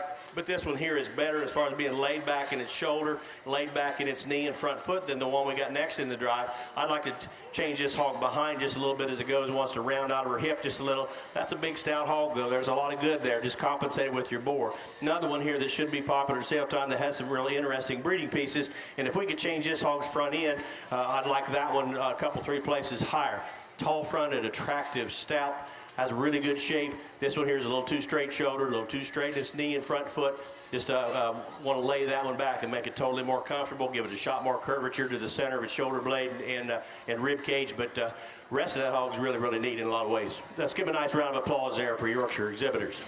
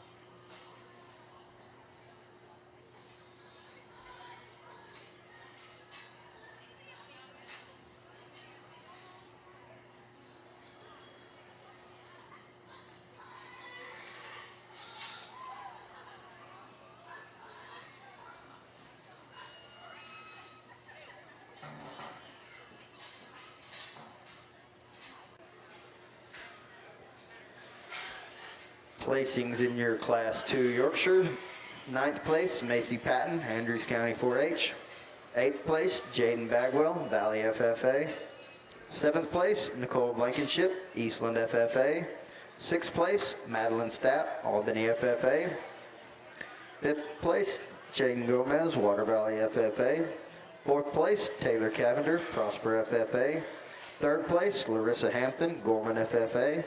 2nd place, Grady Lackey, Hamilton County 4-H. Your Class 2 Yorkshire winner, Carson Duggar, Valley View FFA. Let's give those exhibitors a nice round of applause.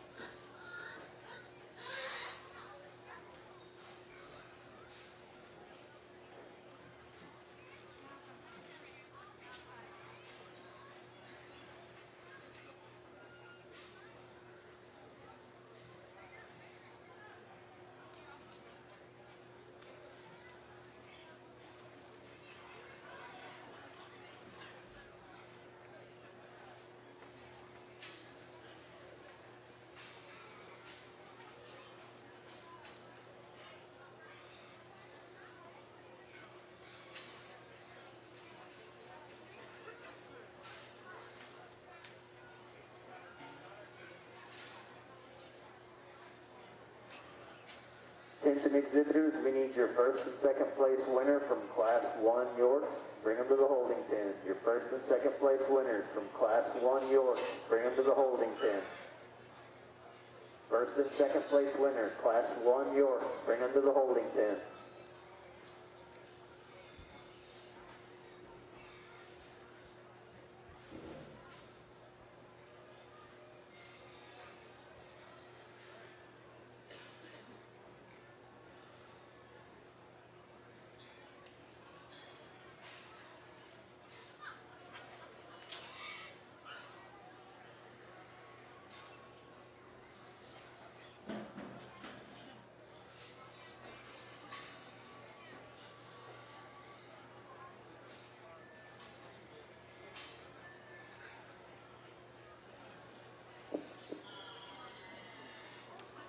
Exhibitors, if I could have your attention, please. Following the selection of the champion and reserve champion Yorkshire, we will be selecting the champion overall purebred Gilts. So we're going to call all the champion and reserve champion Gilts to come to the ring. Wait for that call, please. But make sure you remember that we're judging the last class of Yorkshires right now. And the minute we select our champion Yorkshire, sometime about in or around that time, we're going to call for the champion and reserve breed champion purebred. We'll select the champion and reserve champion overall purebred and then determine the top 5. So be ready for all that when we give you a call. Once again, all champion and reserve champion purebreds, listen up. You better start getting ready because it's not that far off.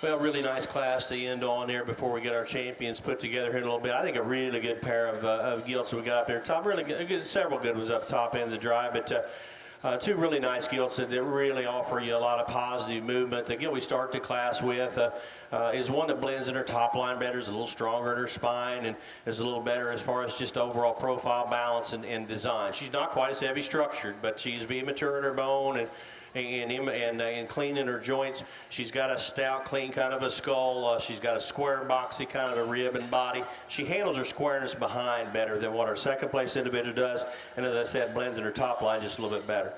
The one we got in second is one that from the side, that one really hit me good when it came in the ring down here in the corner. I really like the length of front of this one, probably the best of anything in the class. Length of front, the way the shoulder blade angularity and the movement up front is really good. But as you watch this hog profile and she cranks her head, she gets down in the center of her top and in her ham line just a little bit. And particularly as you watch her go directly away, she wants to roll back in underneath herself just a little bit as she goes directly away. If we could square that one up behind and strengthen the center of her top just a bit, that one would be the one, because I love the length of that front end and the way the bone matches everything up high.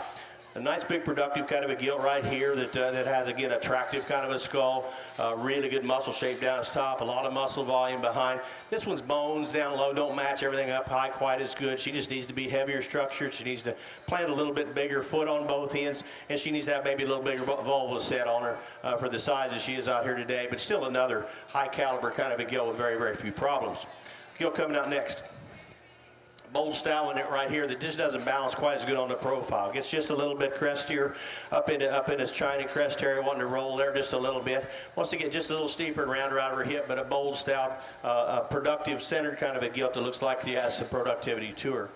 Gilt coming out next is just a little farther, go past 12 o'clock on muscle for me in a breeding class. I mean, she may have some friends at sale time because she's got some neat things, but she's wanting to punch up at her crest a little bit more, and she's getting a little tighter out of her hip and hind leg, wanting to knuckle that right hock just a little bit.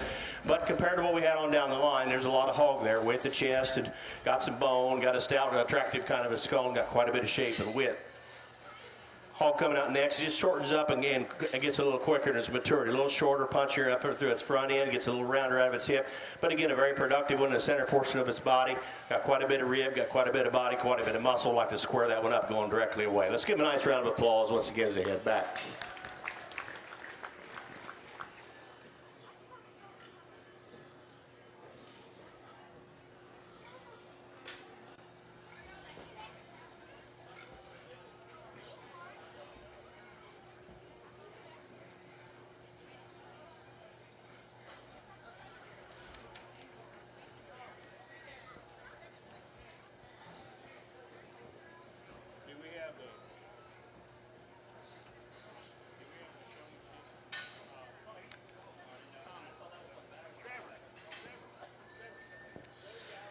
First place in Class 1 Yorkshire, Caden Bingham, Littlefield FFA.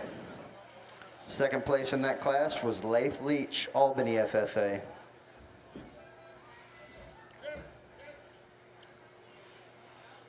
First place in Class 2, Carson Duggar, Valley View FFA. Second place in that class was Grady Lackey, Hamilton County 4-H.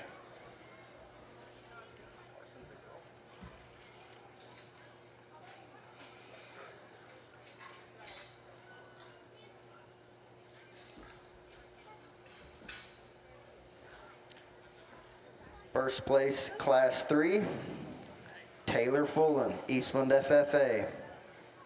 Second place in that class was Dahlia Sadler, Eastland FFA.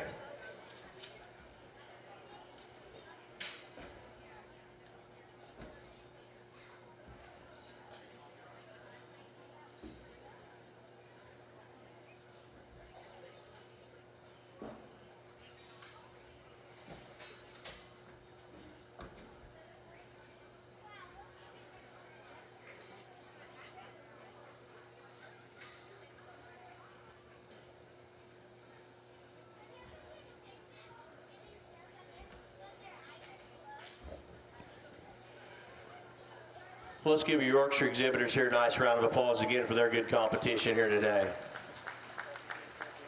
Again, 3 nice individuals, and again, that upper end of those classes is good, and you sort your priorities how you like them, and I think we've got 3 very similar hogs. You always hope that they have, relative to what is available within their classes, that they have the similarities of type and kind and build, and relative to what you have, I think we've got that out here. We've got 3 nicely built hogs that are 3-dimensional hogs that out here traveling very, I think, very adequately for their size and stages of maturity. And you kind of study them for yourselves at sale time, which ones you like. The one that Mike and I both like out here, they're just more hog. This hog squares up really good. Got his immature stout kind of a skull, really good shape behind. Underline is excellent. Just a really nice kind of a gilt, ties a lot of good things together. Winner of the last class got champion Yorkshire. There you have it, ladies and gentlemen. Champion Yorkshire Gilt, shown and exhibited by Taylor Fullen, Eastland FFA. Your second place in that class was Dahlia Sadler, Eastland FFA.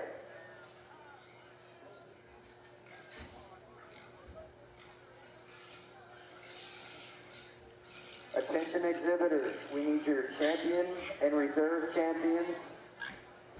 Bring them to the holding pen. Your breed champions and reserve breed champions. Berkshires, Chester White, Durocs, Hampshires, Landrace, Poland China, and Spots. Bring them to the holding pen. All breed champion and reserve breed champions. Bring them to the holding pen.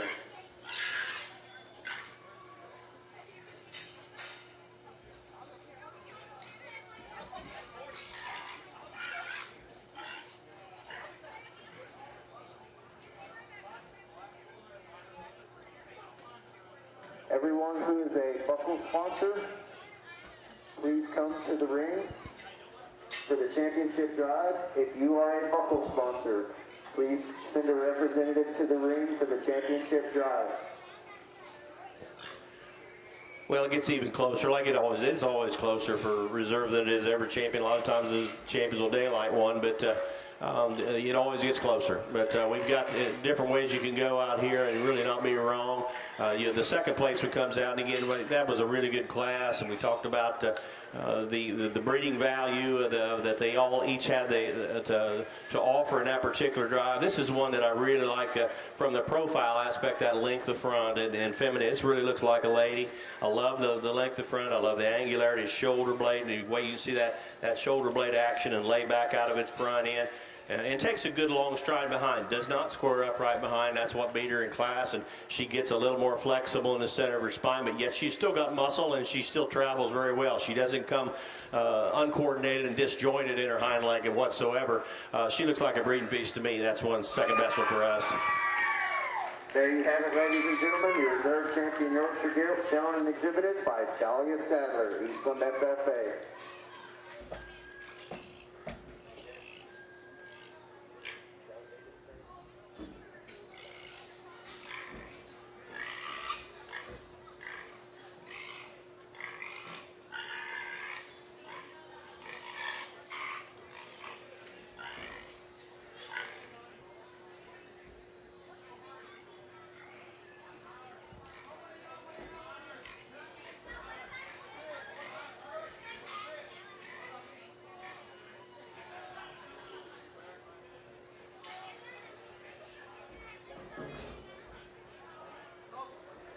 Buckle sponsors, please come to the show ring. Champion Berkshire buckle sponsor, Real Hog Farms, Marion, Texas.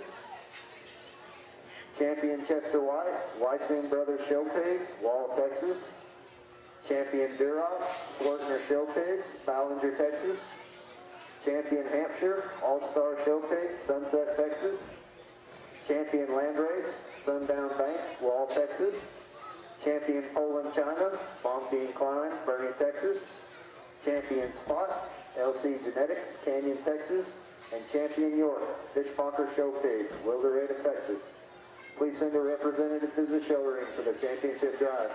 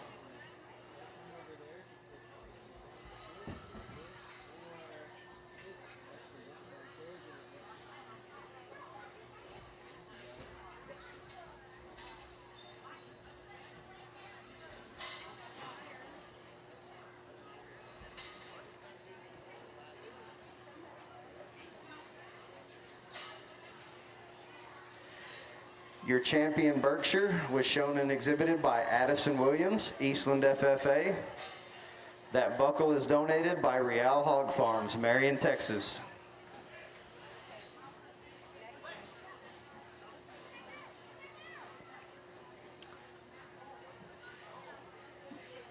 Your champion Chester White, shown by Ty Gerngross, Wall FFA. Your buckle was donated by Wysoon Brothers Show Pigs, Wall, Texas.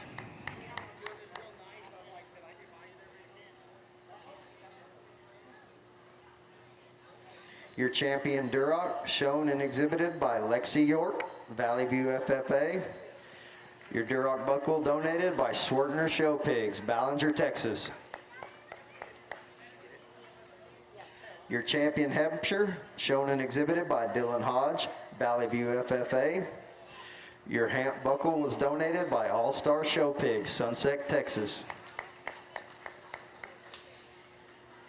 Champion Land Race, shown and exhibited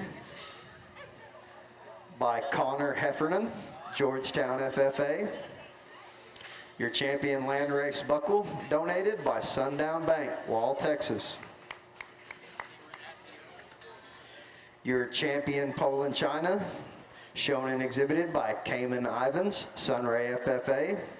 Your Poland China buckle donated by Bonfie and Klein, Bernie, Texas.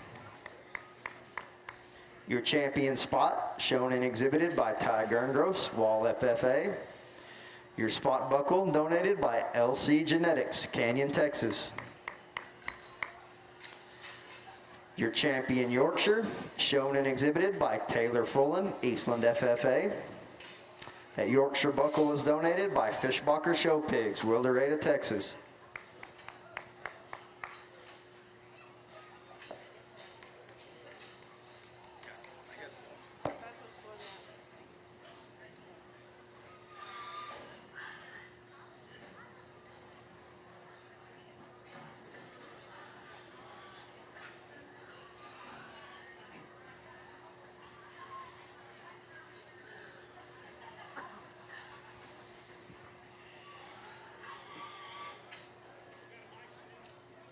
Yes.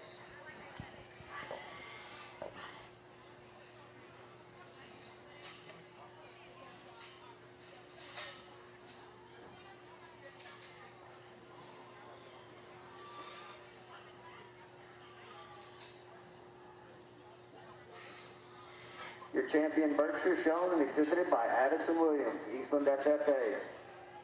Your reserve champion Berkshire was Kinsey Gardner, Coryell County 4-H. Your champion Chester White, Ty Gerngross, Wall FFA. Your reserve champion Chester White was Jaden Gomez, Water Valley FFA. Your champion Duroc, Lexi York, Valley View FFA.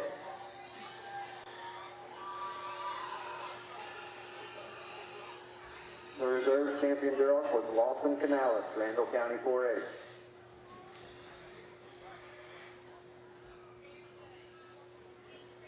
Your champion Hampshire, shown and exhibited by Dylan Hodge, Valley View FFA. Your reserve champion Hampshire, Trip Trimble, Allen Hartley County 4-H.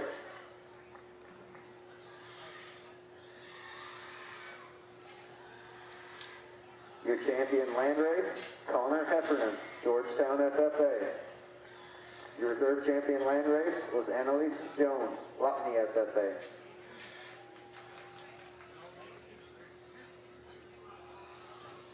Your champion Poland China, shown and exhibited by Cayman Islands, Sunray FFA. Your reserve champion Poland was Brindley Leprevy, Lockney FFA.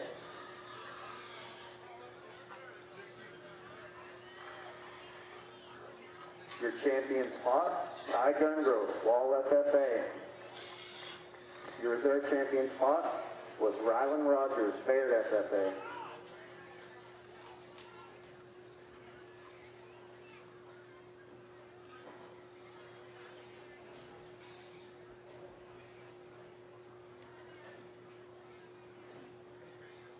Your champion Yorkshire, shown and exhibited by Taylor Folan, Eastland FFA.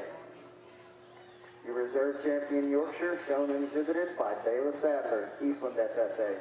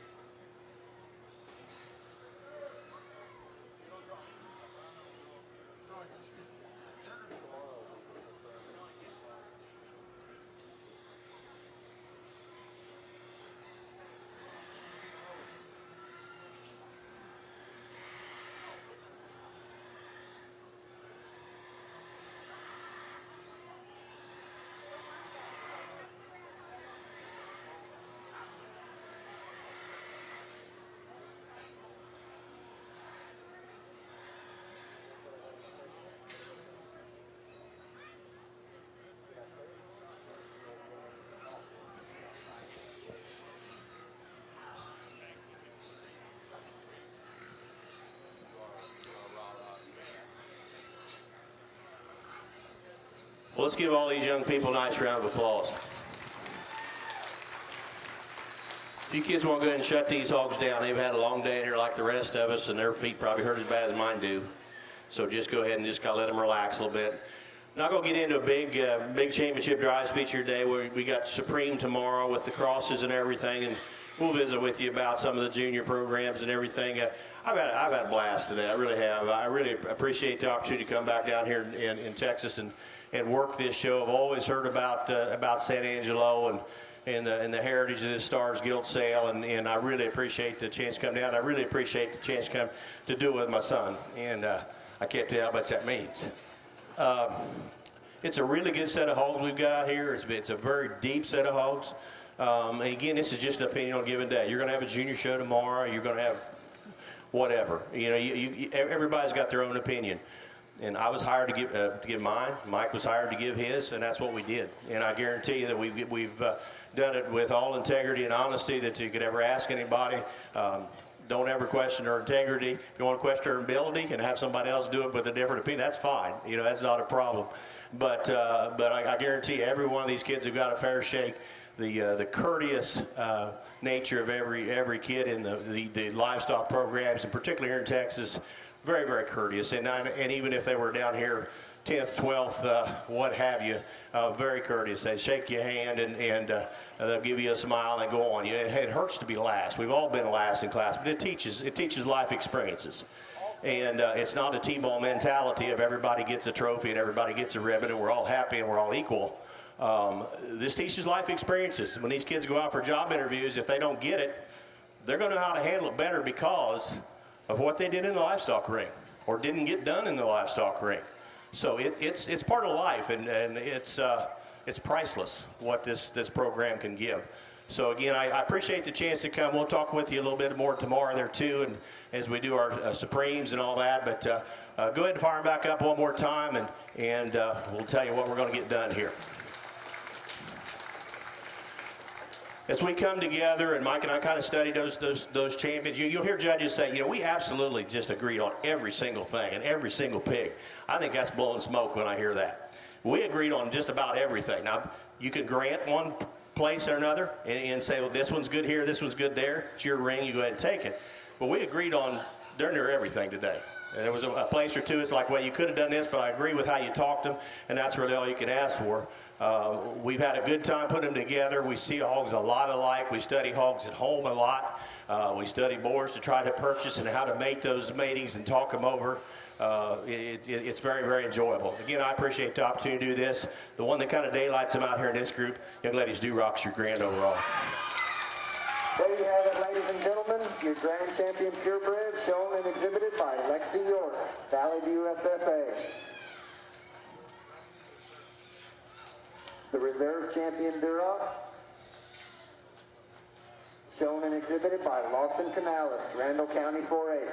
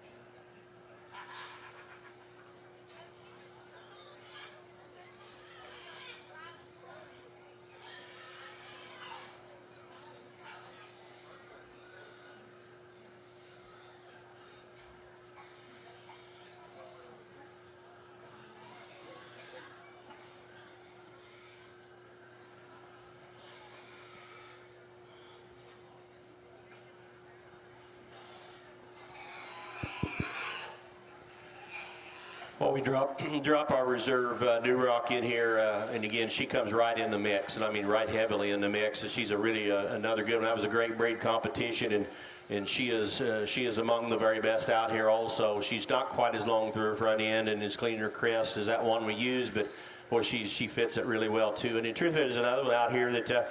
You know, within breed is probably more of an outlier within breed, and really ties a bunch of good things together that with very few problems, and takes you in an extreme positive area in several ways without messing anything up. And that's not always easy to do, is keep them problem free and keep them having breeding value and head you in the right direction without messing you up.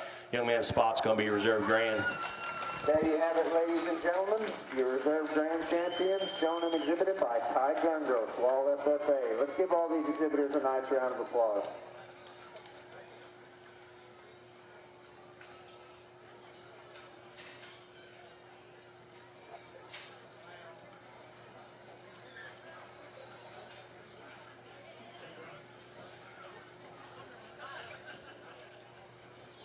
We start back with the crossbreds at 8 o'clock in the morning.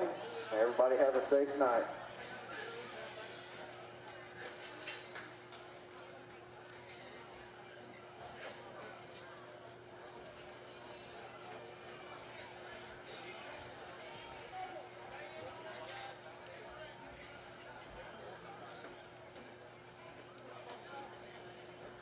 Please bring the breed champions back. We need to do 3rd through 5th.